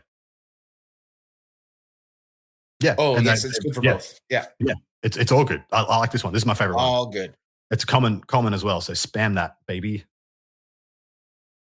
All right. First of the icons, Banner of Acquiescence, 55 points. So 55 points. Can't take it on the Demonettes. A single enemy unit engaged in combat with the bearer of the Banner of Acquiescence suffers a -D3 modifier to its weapon skill and initiative characteristics to a minimum of 1. That is why, because it's a bit of a banger. It should have been 50. Should have been 50. Should have been 50. What can you take this on? Just the Herald as a locus. Yeah. Ooh. And which really blows out the points because they're 85 as standard. So, yikes. It's 165 base. Yeesh. This is what Word of Pain did. Yeah. And that was one of the best hexes in the whole game before they nerfed it. So this is so good. It's so good. It is extremely. I mean, if you're playing Mono Slanesh, this is auto include. You're just gonna. All right. Danny boy. Rapture standard 35 points. Any enemy unit that charges the front arc of a unit carrying the Rapture standard makes a disorder charge. It's good. It's good. I like it a lot. It's good with Siren Song. If you can look this up with a block. Yep. Shiren Standard, 25 points. A demonic Shiren is imprisoned in this banner. It's seductive strong, lulling the senses of all who hear it. If an enemy unit charged pain there. Decade K, almost like with a lisp. Yeah. If an enemy unit charged by a unit carrying the Siren Standard wishes to flee or fire and flee, charge reaction, it must first make a leadership test. If this test is passed, the unit may flee or fire and flee. However, if it has failed, they must hold instead. A lot of jank in this Gifts of Slaanesh. The Gifts of Slaanesh are the best bit about Slaanesh. Like, there's a cool combo here if you're going with like Slaanesh and Khorne, let's say, where you're just like, you have your Siren Standard, your opponent tries to be a dingus, and they're like, come, use your Impetuous. And you're like, okay, you're never going to flee. You charge with your Demonettes first or whatever with the Siren Standard, and then you charge with your Pressures or whatever, and they're like, well, I guess I can do nothing. I think it's cool. I think there's a lot of good tech here, a lot of good shenanigans, and a lot of good psychological plays within this section. In fact, I like this section a lot. This section makes me want to play Slaanesh and mess with my opponent a lot. But suffice to say, there's not many good units to use these abilities on, which is the worry. All right, into our last god, which is the Tzeentchian. Tzeentch. The coolest. Scrolling right back up. There we go. Lord of Change. Page 18 comes in at 310 points, so the cheapest starting base for any of the greater demons. Got move 6, but that doesn't matter because we've got fly 9, weapon skill 6, bliss skill 6, strength 6, toughness 6, 6 wounds, initiative 6, all the 6s, and 4 attacks, leadership 9. It comes on a 50 by 50 or 100 by 150, whichever one you may have, the old one or the new one. It's a level 2 wizard, which can go up to a level 4 for 30-point increments. Can get a Tzeentchian wand for 20 points as well, and can take battle magic, demonology, dark magic, elementalism, and illusion. So pretty much the best possible takes there. You got actually a bit of a do whatever you want selection of magic. Comes with flaming attacks, fly 9, infernal favor 2, large target, Law of Demons, stomp D3, swift stride and terror. And the Tzeentchian wand is ranged 18, strength 4, AP 1, flaming attacks, multiple shots, D3 plus 1, and quick shot. Otherwise, I don't believe it has. It's got AP 2 in combat because it's a behemoth. It is a great weapon. It has a great weapon. Oh, of course. So it counts as a great weapon. That's why it's AP 2. Because I knew that because I'd been hit by one before. Peter, how do we feel about this? I like, if it wasn't for the fact that I'm almost always taking a Bloodthirster as my greater demon, I do love the Lord of Change. Like, you have effectively a level 5 caster. If you pay to be level 4, which you will. And the Tzeentch gifts are very good at continuing to buff casters and debuff your opponent's casters. So yeah, I really like the Lord of Change. It's just, you're only allowed one greater demon in your list. That was something I think I forgot to mention in the army composition way at the beginning. And so oftentimes I'm taking the Bloodthirster instead, so I have a monster answer. And the issue is you can make your DP cast as level 5 anyway. Yeah. So there's no additional goodness for being a level 5 wizard and paying extra for the Lord of Change when you can just be because suffice to say, you pay extra for the durability on the Lord of Change, but you can just have the same durability by not being targeted because you're a Demon Prince, not a large And not target. only that, Demon Prince's ward save is a 4+, and it's not negated by magical attacks. That's one thing I would like to say. That also invalidates some of the greater demon things. I think all the greater demons should have a 4+ as standard ward save for being a greater freaking demon. I don't see there any reason that would break the game. Keep the points the same. Just give them a 4 up. But yeah, Danny, anything to add on the Lord of Change? No, I think you guys nailed it. Fair. Tell us about the Heralds then, my brother. All right. So Heralds of Tzeentch. Movement 4, weapon skill 3, ballistic skill 4, strength and toughness 3, 2 wounds, initiative 3, 2 attacks, leadership 8. So pretty lackluster hero profile. It's more like a unit champion with an extra wound. 90 points. They come with hand weapons and Flames of Tzeentch. So that was that 2-shot magic power or shooting attack that we went over in the war gear section. They can take their level 1 wizard. They can take spells from battle magic, demonology, dark magic, elementalism, and illusion. So greatest hits of lores there. And you can make him a level 2 or even a level 3 wizard, which is pretty interesting for 30 or 60 points. For mount options, you can take a Disc of Tzeentch, Chariot of Tzeentch, Burning Chariot of Tzeentch, and then they can take them on a gift of 50 points. They have Infernal Favor and Demon of Tzeentch, Lore of Demons, and Demonic Special Rules. So I know this is correct, but forgive me if I'm wrong there, playing the dum-dum for the people at home. But if I make this guy a level 3 it'll be 150 points. It casts as a level 4. It's a pseudo level 4. Yeah, it's got a +4 to cast. Yeah. It's sick. Yeah, it's quite good. Is the Night Goblin level 4 cheaper than this guy, or is this the cheapest level 4 you can get? Well, I mean, Night Goblin level 4 also has 4 spells, which this guy would only know 3. Only know 3. So there is that against him. You can get a magic item to get him to 4, but like he's very cheap. The big thing about Tzeentch is like between the Herald, the DP, the Lord of Change, plus a couple of their unit champions are also casters, including a couple that are level 3 casters. So like you can have a lot of level 4 equivalent wizards in your list going Tzeentch. Like one of my favorite archetypes that I've been considering in my head is like Tzeentch and a Thirster. Like I'm just Tzeentch and don't try and pressure me, I have a Bloodthirster, the army. And I think that list is kind of sick. Well, that's basically what I ran into you when we did the Nova list, right? And I toned it down a lot, right? Because I didn't only made one of them a level 4 and everything else was level 2. But like you're so kind. I was being I could have been way more difficult.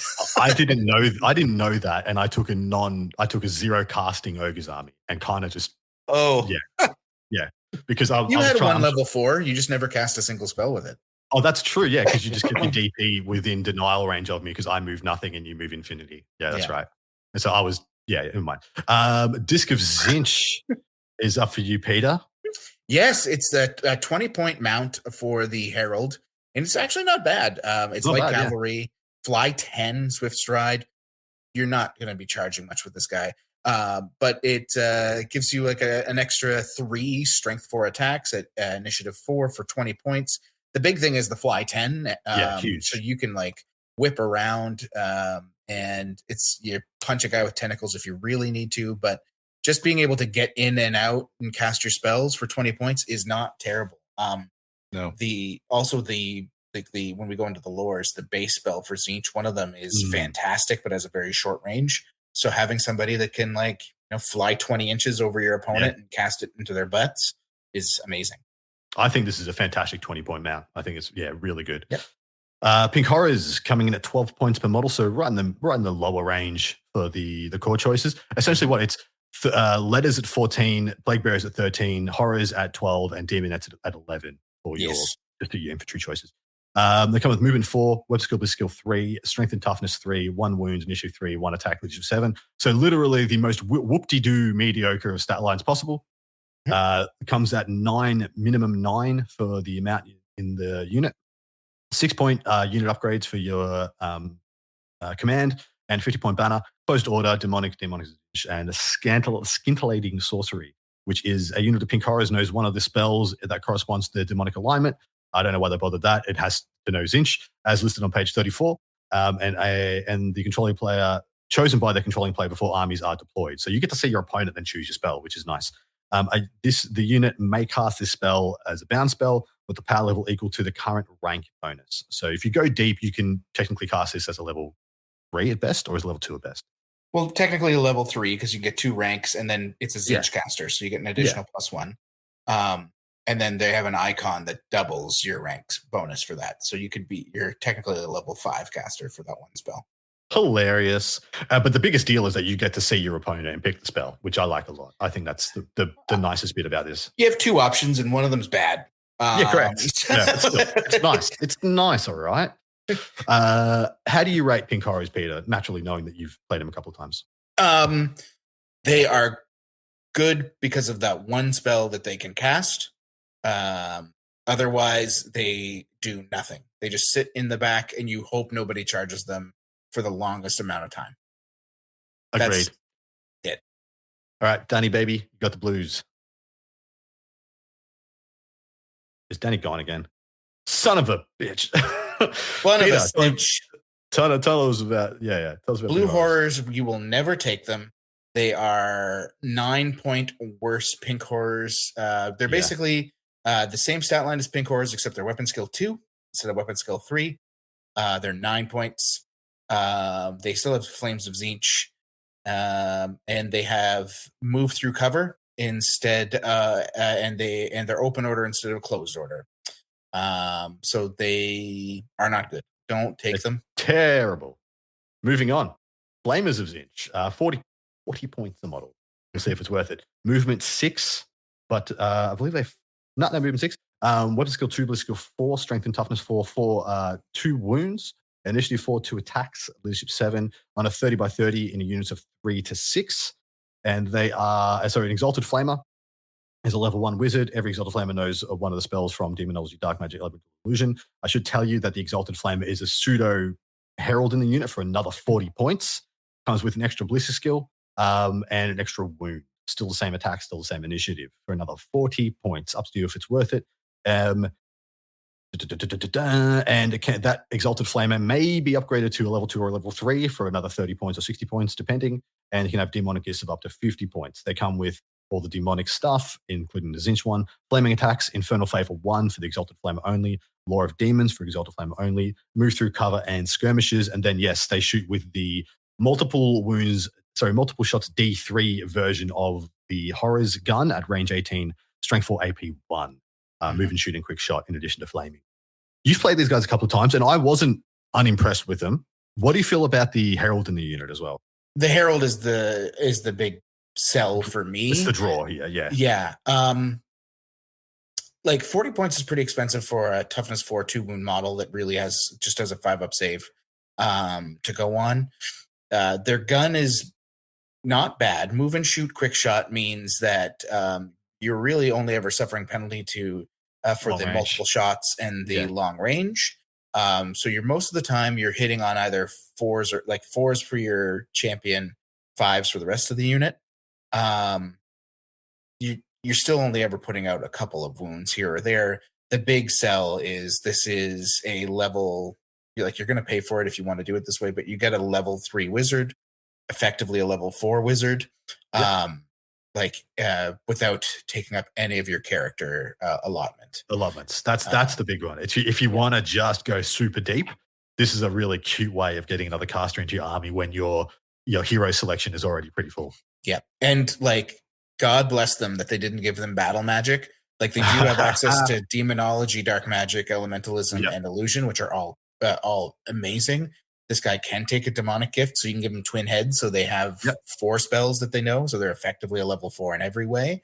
But what you're getting at is there's no way to super spam out your Pillars of Fire. Yeah, you're not going to end up with 8 guys with Pillar of Fire in your list. Thank God. But it's still you can have a bunch of summonings. You can have a bunch of the wind blasts in your list. It's good. I often find myself at least at 2,000 points going another route than the Flamers. But if you love wizards, this is the easy way to get another one. Yo, dog, we heard you like wizards, essentially, is what you're saying. Yeah. All right, Brimstones, Horrors, my dude. Yeah, 38 points. It's a swarm. 6 wounds, weapon skill 2, ballistic skill 2, strength 2, 4 attacks each, leadership 5. They're loners, they're skirmishers. It's a really bad swarm. I would never run it. Yep, agreed. Moving on. Screamers. They are movement 1, but that doesn't matter. They fly 9. Weapon skill 3, no ballistic skill, strength and toughness 4, 2 wounds, initiative 4, 2 attacks, leadership 7, 44 whole points. They are war beasts. They come as a 3+ unit. They have the Lamprey's Bite, which we read about previously, that has the D3 damage against monsters or behemoths. They have Demonic, Demons of Zinch, the Fly 9 I mentioned, Loner, Skirmish, and Slashing Attack, which is a unit with this special rule may perform a slashing attack against a single enemy unit that is not engaged in combat. To do so, this unit must move by flying over the unit it wishes to attack during the remains move subphase. Once this unit's movement is complete, the enemy unit suffers D3 strength 4 hits with an AP of nothing for each model in this unit that it moved over it. So with with movement 9 fly, you can jump over stuff pretty judiciously and get D3 strength 4 hits because they're auto hits. So you're not having to worry about the awful weapon skill 3 that you have. I actually don't hate these guys. 44 is on the cusp of me thinking they're well pointed. What do you think, mate? Yeah, I think they should be a tiny bit cheaper or have one more close combat attack. The D3 strength 4 hits per model is cute. Like it's 3D3 hits you're just going to kind of freely get every turn if you're lucky.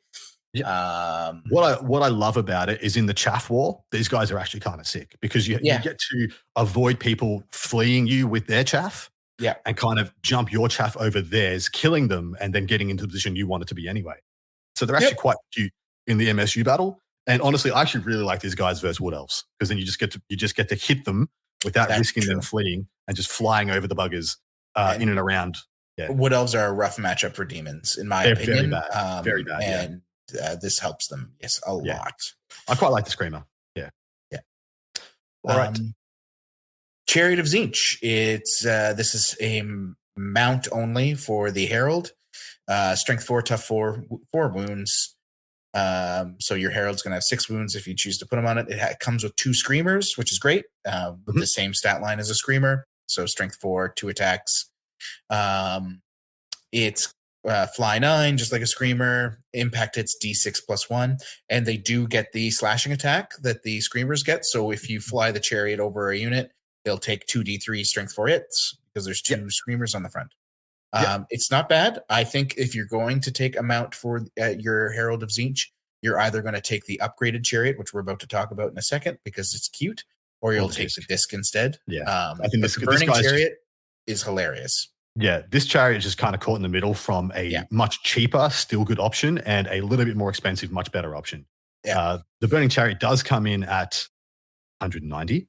But it comes with an Exalted Flamer on it already, and with 3 Blue Horrors, the same 2 Screamers, the same stat line, strength 4, toughness 4, 4 wounds. It has a 4-up armor save. Did this one have 4-up armor save? Yeah, this one the previous one had 4-up. It's on a 50 by 100. It is a heavy chariot, which is nice, same as the previous. And it is a level 1 wizard with Demonology, Dark Magic, Elementalism, and Illusion. So very good options there. And it can go to level 2 or level 3. And with the 50-point demonic gifts, it has all the demon stuff, Fly 9, which is sick. Impact hits D6 plus 1, Law of Demons, slashing attacks. And it has a Warp Flame, so it does get the shooting attack from the Exalted Flamer. Now, I know why this is, but please tell us why this is so much better. Well, I shouldn't say it's so much better. It's a meme, but it's a hilarious meme that can potentially do an insane amount of damage. Because this is a mount, you can take your level 3 Herald of Tzeentch, put it on this, upgrade your Exalted Flamer on it to also be a level 3, and you now have effectively 2 level 4 wizards on your Fly 9 party bus. Just blowing everything up. And like you can give it Twin Head or any of the other upgrades that are available to Tzeentch to really jack up its casting. It's going to chalk in at like 350 points for a 6 wound chariot. Toughness 4 chariot. So like it's definitely a gamble when you do this, but it's a ton of power in a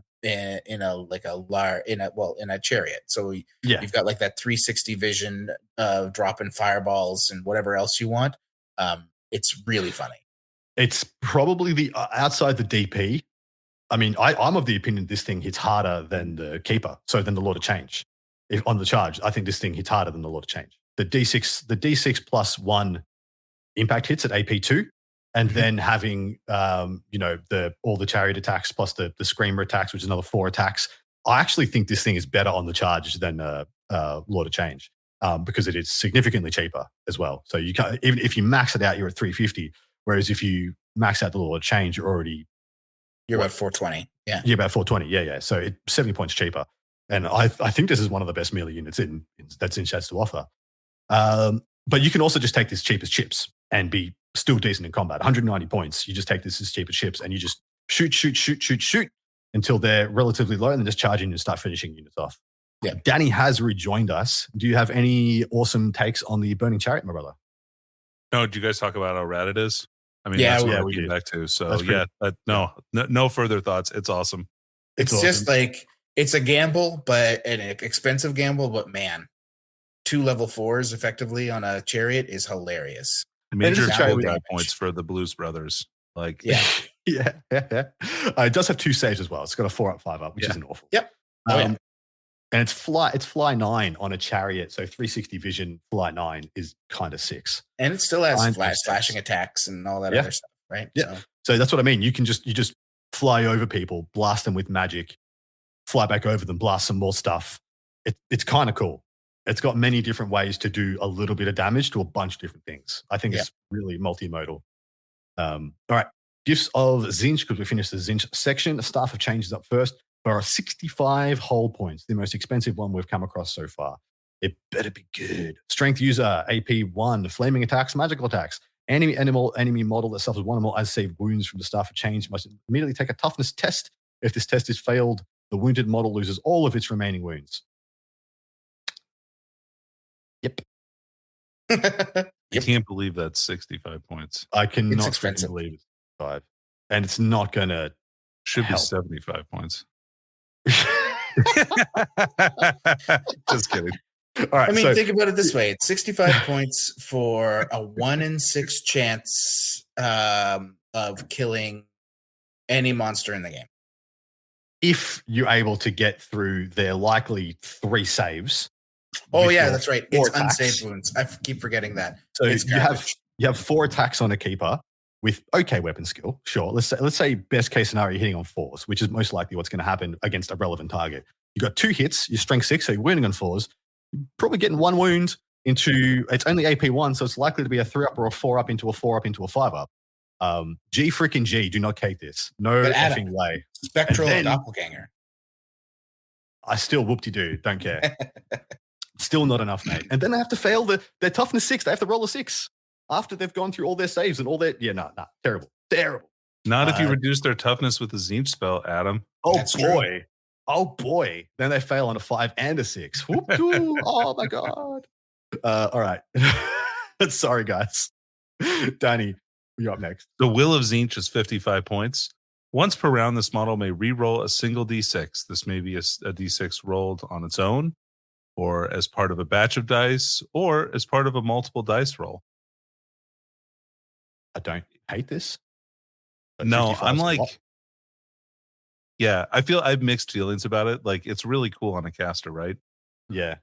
But also it's 55 points. It can only be on a lock or a DP. Yeah. I like it on the Demon Prince better.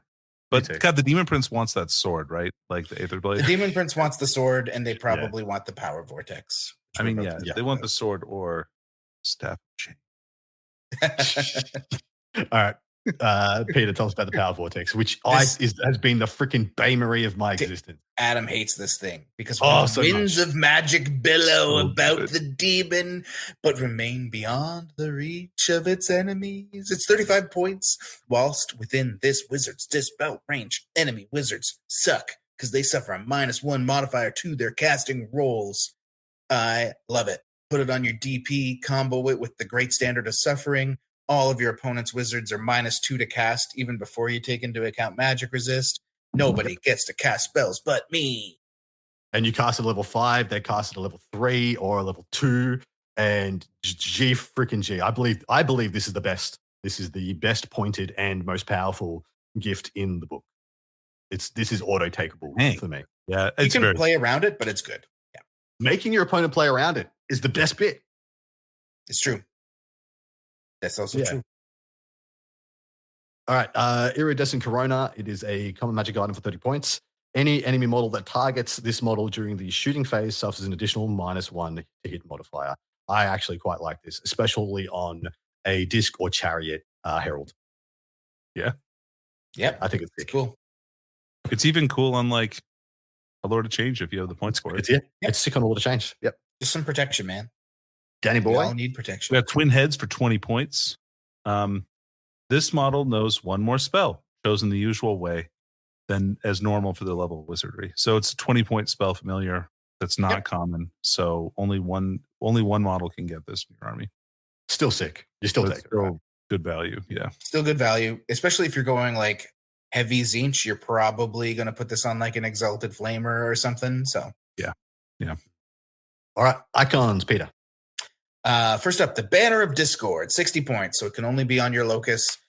Unit carrying the Banner of Discord gains magic resist -3. In addition, friendly units within 6 inches gain magic resist -1. It's fine. Like, it's 60 points. Yeah. You've already got so many other ways to shut down magic. I think you can do better for the 60. Yeah, this is not good. Nah, not for 60. No. I mean, if it was 40 points and magic res 2 instead, like if it went down 1/3 in efficacy, you'd be so much better, so much more takeable. But like, because you could chuck it on horrors. You can chuck it on cost, Adam. Sorry, 75 points for Banner Sundering. Yeah, 45. Oh, I'm sorry. Are you kidding me right now? Yeah, I'm not. I'd rather have that all day Correct. long than this. Correct. Yeah.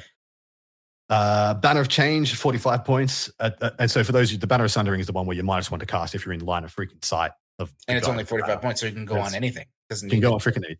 It's so much better. Banner of Change, like I said, 45 points. At the start of the combat phase, a single enemy unit engaged in combat with this model suffers 3d6 strength 2 hits, each with an AP of 0. Do not take this. It will not save you. It doesn't make a difference. Move on. Why? No. You're in combat. You already effed up. It's already over for you. All right. Danny, get the last one. Icon of Sorcery, on the other hand, you probably should take. This is a common icon, 35 points, pink horrors only. When a unit carrying the Icon of Sorcery casts its bound spell, it does so with a power level equal to twice its rank bonus. Yeah. This is great. Like, if you are taking more than 10 horrors in your army, this is in. This is in. Yeah, for sure. Yeah. All right. That brings us to the end of the Slaanesh portion. Siege. Whatever. There are gods. They do stuff. Yeah. There's a book about them. You've probably never heard of it. We have 3 undivided units to take you through now, and then a couple of undivided icons and such. First up is the Demon Prince, who is an absolute shining beacon of goodness, no matter how you slice it. It's movement 6, but never mind about that because it's got wings and fly 9. Yeah. If you paid for it. Which you will. Weapon skill 7, bliss skill 5, strength 6, toughness 5, 4 wounds. And the wounds characteristic is the only thing that kind of makes you a little worried. But the fact is, this guy is monstrous infantry and is not a behemoth and he's not a large target. So you can hide this guy, keep him protected. Initiative 7, 5 attacks, leadership 9, 210 points is a little on the pricey side.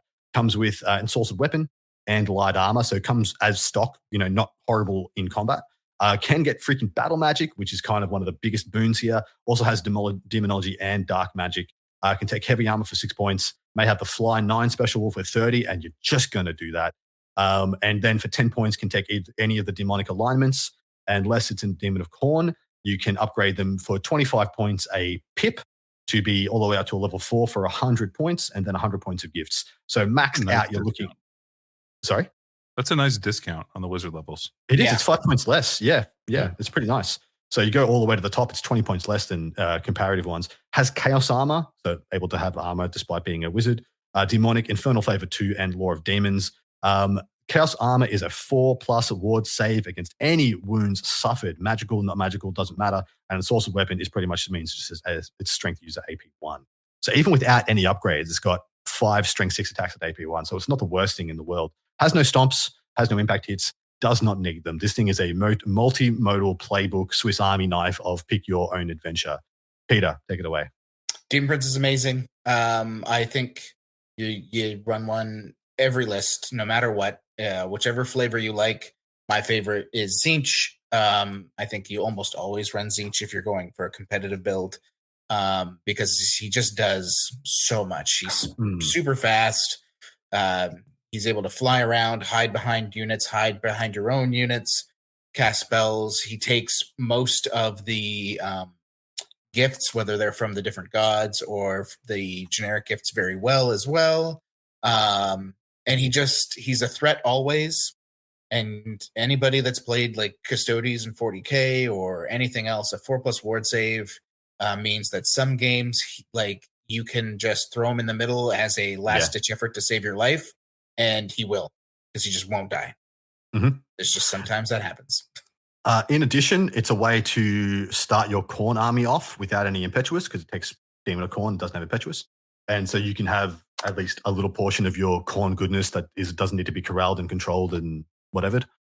But that is a waste. I think taking this guy as Demon of Corn is an absolute waste of what you can possibly do with it. Danny, give us your thoughts. Yeah, I mean, it's kind of like the Warriors one, except it doesn't have regen. Yeah, it's an unfortunate part. Yeah, I don't know why it doesn't. Like, what about it being immortal once ago makes it regenerate that this one doesn't get? Maybe it's the old time memories of being alive. Maybe.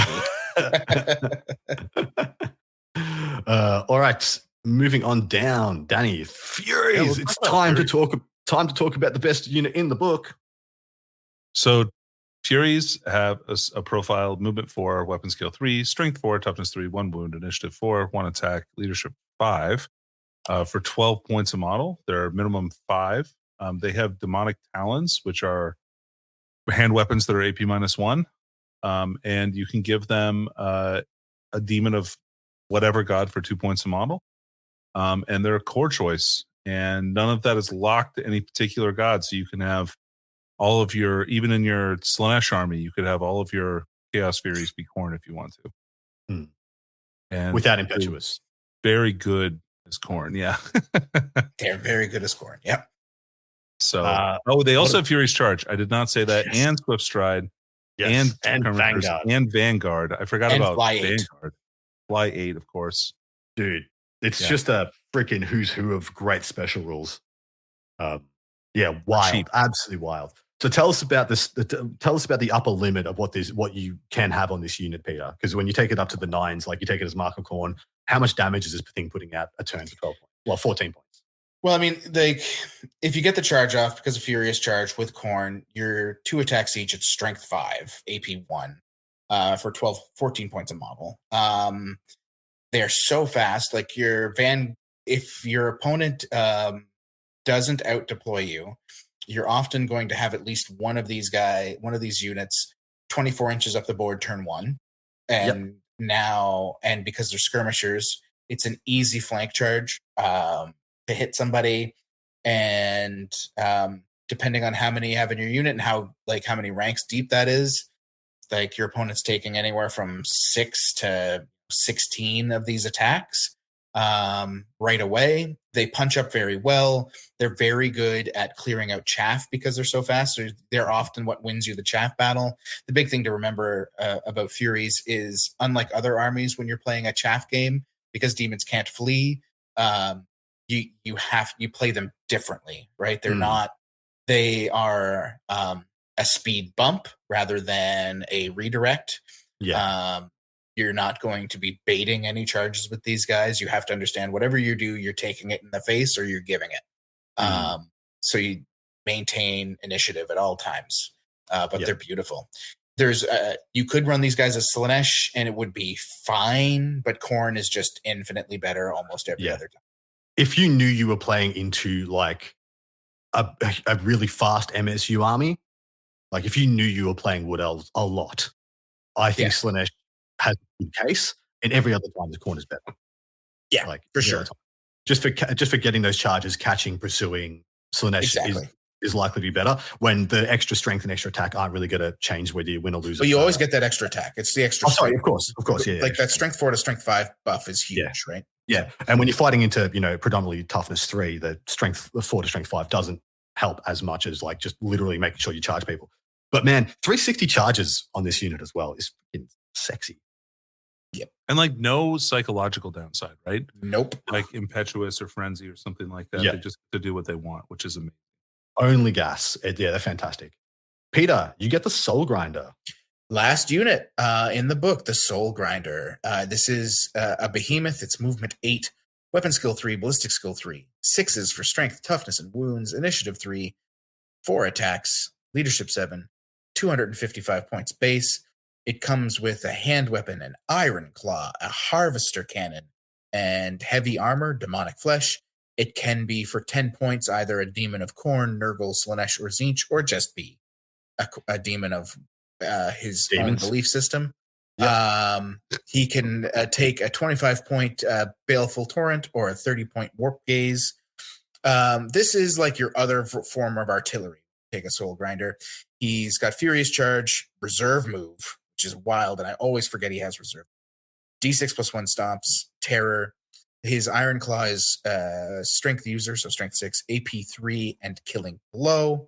The Harvester Cannon is a 12-inch, strength 4, AP 1, cumbersome, needs more nails gun. So this is effectively a strength 4 cannon firing grape shot. So you roll an artillery die, and that's just how many hits you do to the enemy unit at strength 4 AP 1. You don't roll his ballistic skill to see if you hit, so it's amazing in that respect. The Baleful Torrent, if you pay for it, is a column of fire, so like a ranged 12 breath weapon that's strength 5 AP 1. If only templates worked the way they used to, it would be great. It doesn't, so it doesn't. Warp Fire Gaze, if you pay for that, is a 48-inch range, strength 6, AP 3, multiple wounds 2 through and through. So it's basically giving yourself a bolt thrower on this guy. Yep. In my experience, at least for me, if I try to run a Soul Grinder, I just run him plain Jane with nothing. Cheap as chips. Yeah. Maybe Mark of Corn. But otherwise, like I don't bother with the Baleful Torrent or Warp Gaze. Just run him up and punch stuff, and sometimes Gatling gun something in the face. Yep. I prefer that. I think I prefer that as well. The fact that it's a bolt thrower with cumbersome on a weapon skill 3 chassis makes me never want to take Warp Gaze. And then we know how bad torrent weapons are, breath weapons are essentially. So yeah, the Harvester Cannon is pretty much the only one that touches the sides to me. What do you think, Danny? So first of all, I probably would take Nurgle on this guy. Oh, I guess yes for the rerolls. Yeah, oh, that's good. Yep, I think that's pretty good. Corn would be fine too. The Claw is great. He's good in melee. I think it's kind of like having like another dragon. Yeah.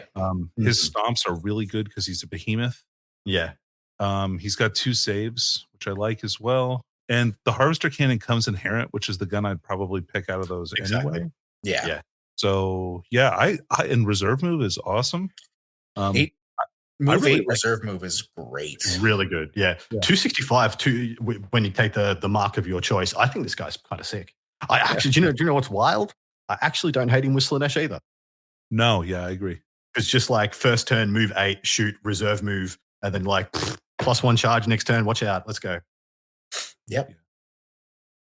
No, he's pretty swell. The only problem I've ever had with him is when I build my list, I never have 255 points left in my rare slot. Yep. It's the rare slot points. And of course, you can't take 2 in a 2,000-point game because it's 255 instead of being 250. So it's a one of at absolute most. All right, we're into the generic demonic gifts and icons, and then we're going to do the lore, and then we're out of here. And dear me, oh my, we're at 2.5 hours or more already. Well, let's go quick. Whose idea was this? Chaotic gifts. The following demonic gifts can be purchased by any demon regardless of alignment. First up is the Aether Blade for 55 points, and this is your best Demon Prince weapon. No armor saves are permitted against wounds caused by this demon's attacks. Ward and regen saves can be taken as normal. This is a favorite of you, Peter. Tell us why.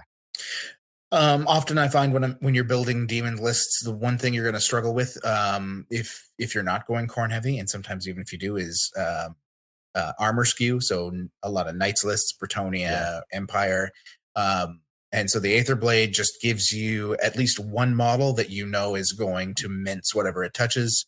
Slapping this on your Demon Prince, he's now got 5 to 6 strength 6 attacks that ignore all your opponent's saves, or the important save, I should say. And that can be a kicker, a big key to your survival. And obviously, once again, this is a doppelganger sphincter clencher. Yep. Yeah. He's like, that Demon Prince, right, is great into Pegasus Knights. Oh, it slaughters them. Such high initiative as well. Yeah, if you get off the charge, you're initiative 10. You probably have battle magic, so you took Hammer Hand.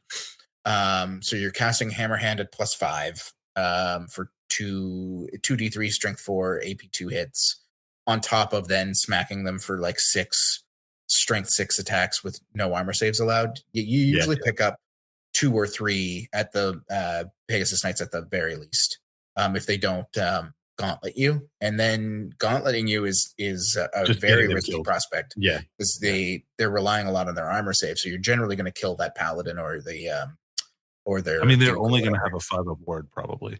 Exactly, most of the time. Yeah, and they're gonna. What is a weapon skill 9? Yeah. Is he? I think so. He's weapon skill a lot. Weapon skill 7. Yeah, weapon skill 7. Apologies. Yeah, initiative That's 7 okay. as well. It's still he's great. Danny boy.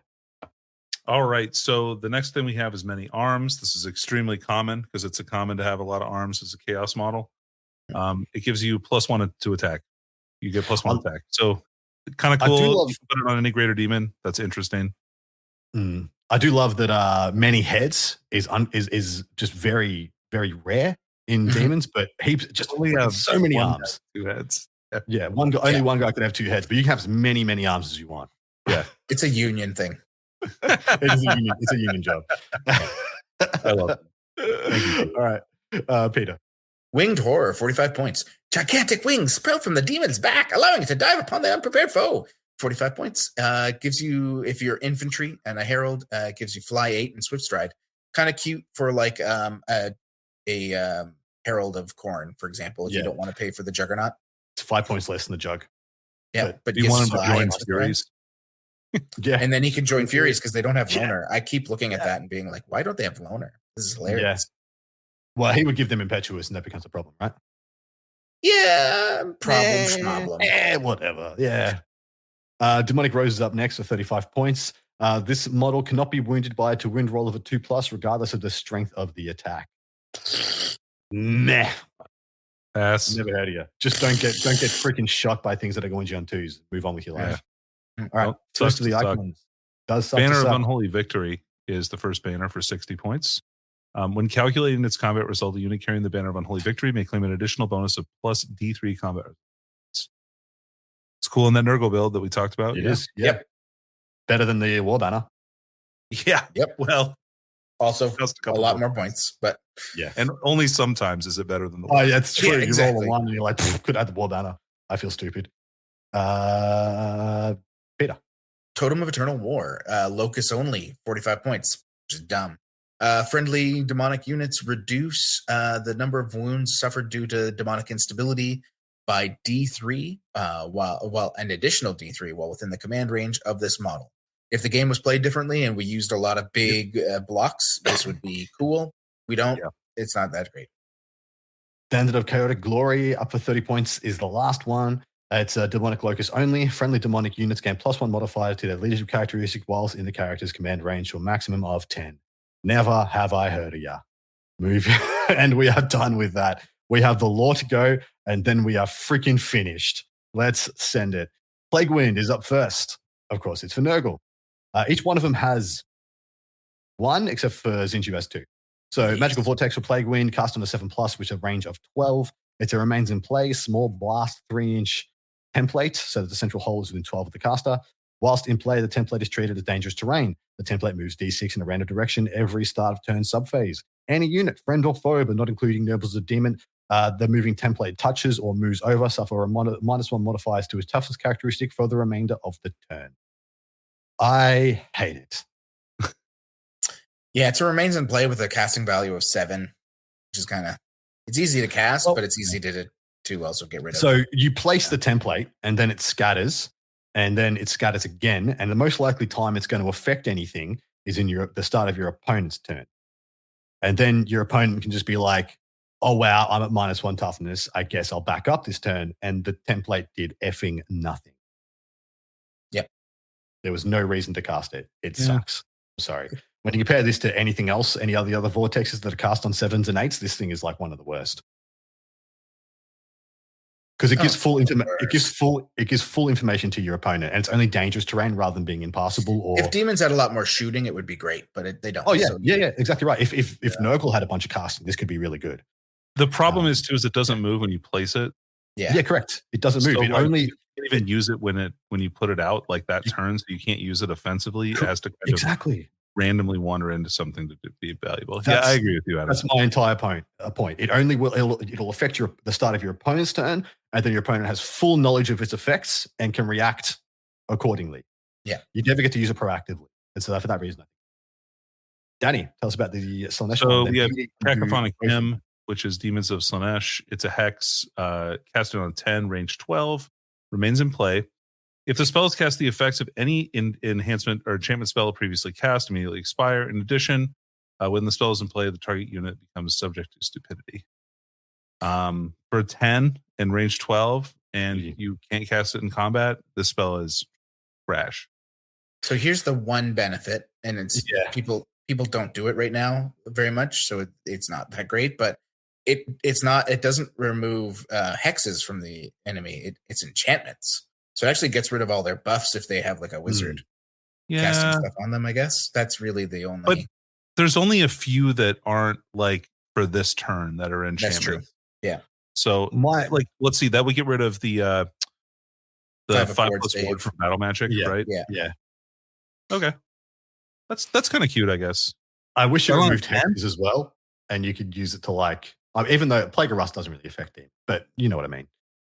For a 10, the biggest issue I have is a 10. If you could just throw this out to remove somebody's stuff on like a 6 or a 7, it's considerable. But for a 10, I don't get why it's a 10 to cast. Well, it's very hard.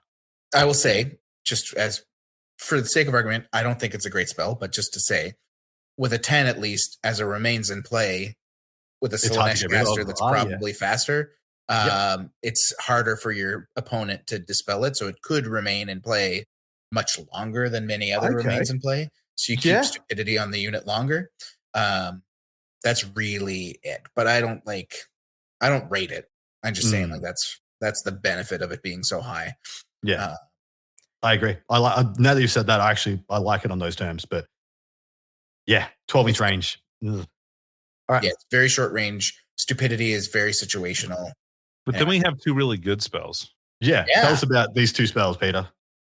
I'll tell him about one, and Danny can tell about the other. So I'll talk about Pink Fire. Are you gifting him a gift of mutation, I Reed? am.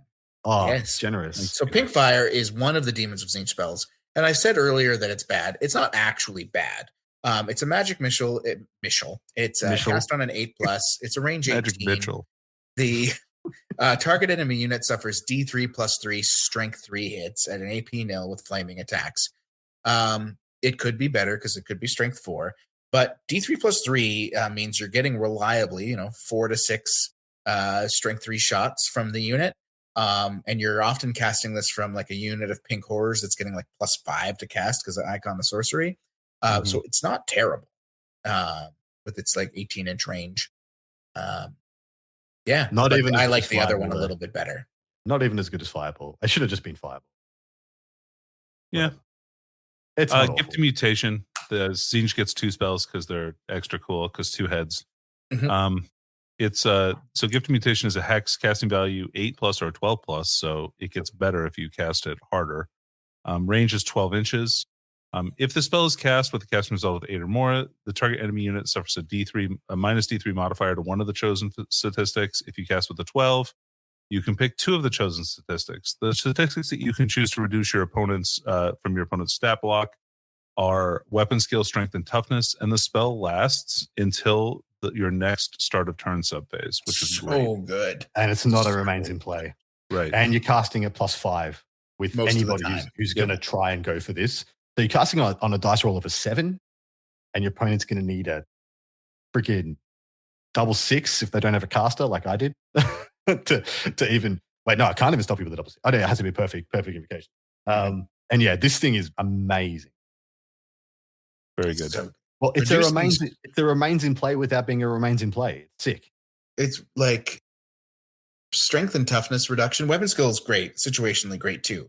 But so many times, like reducing when I reduced the toughness and strength of that unit of Iron Guts so that they were swinging at like strength 3 with their great weapons and their toughness was 2. Holy, what a way to change combat into a couple of pink horrors. Exactly right. Exactly right. All of a sudden, your furies now annihilate me. Like with combat, Yep. you come in and like kill a bull and a half. I do nothing to you, and I'm in trouble. Yep. No, it's a very powerful spell. Yeah. Do you know what I love the most in this one is reducing people's toughness and then hitting them with slash attacks. I think it's sick. Yes, you can do that because of order of operations. Yep. It's actually quite nice. But that is going to bring us to the freaking end of this marathon, near 3-hour episode reviewing the Demons of Chaos Army book. Wowie. Wow. Wowie zowie. Wow. Closing thoughts, gentlemen. So we're going to go to our rating system. Yes. So, Danny Boy, kick off with you first. how out of 10, 1 being absolutely shithouse and 10 being the best book that anyone's ever written, how well written and happy do you think Demons players will be and should be with this book? I think, all right. So I think because of how the limitations of the army, I would give this like a 7.5. Like on that rating with how happy they are, just because like you can't run a mono god army like successfully, I feel like very well, or at least that'll be extremely difficult to do.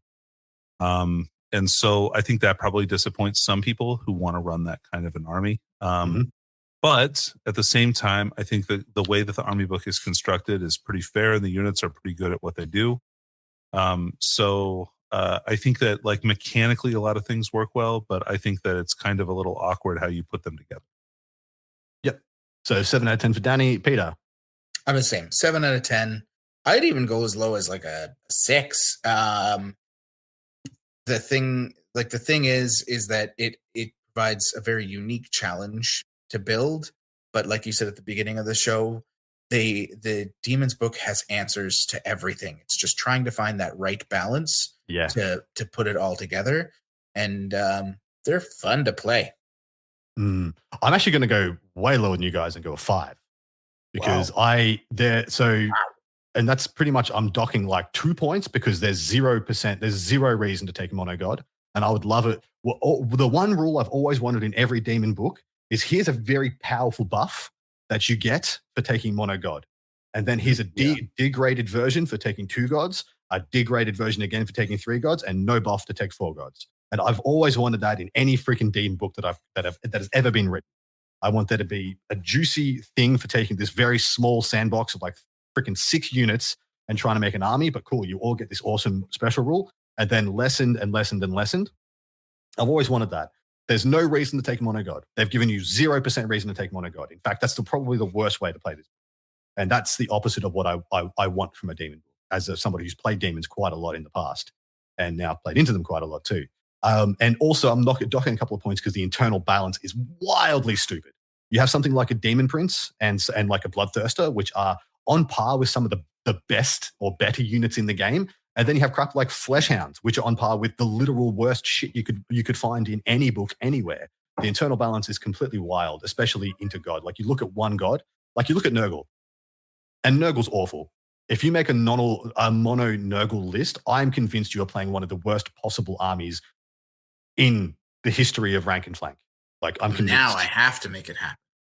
You have to do it now. And you have to play me. I'm playing and so I will roll you so hard.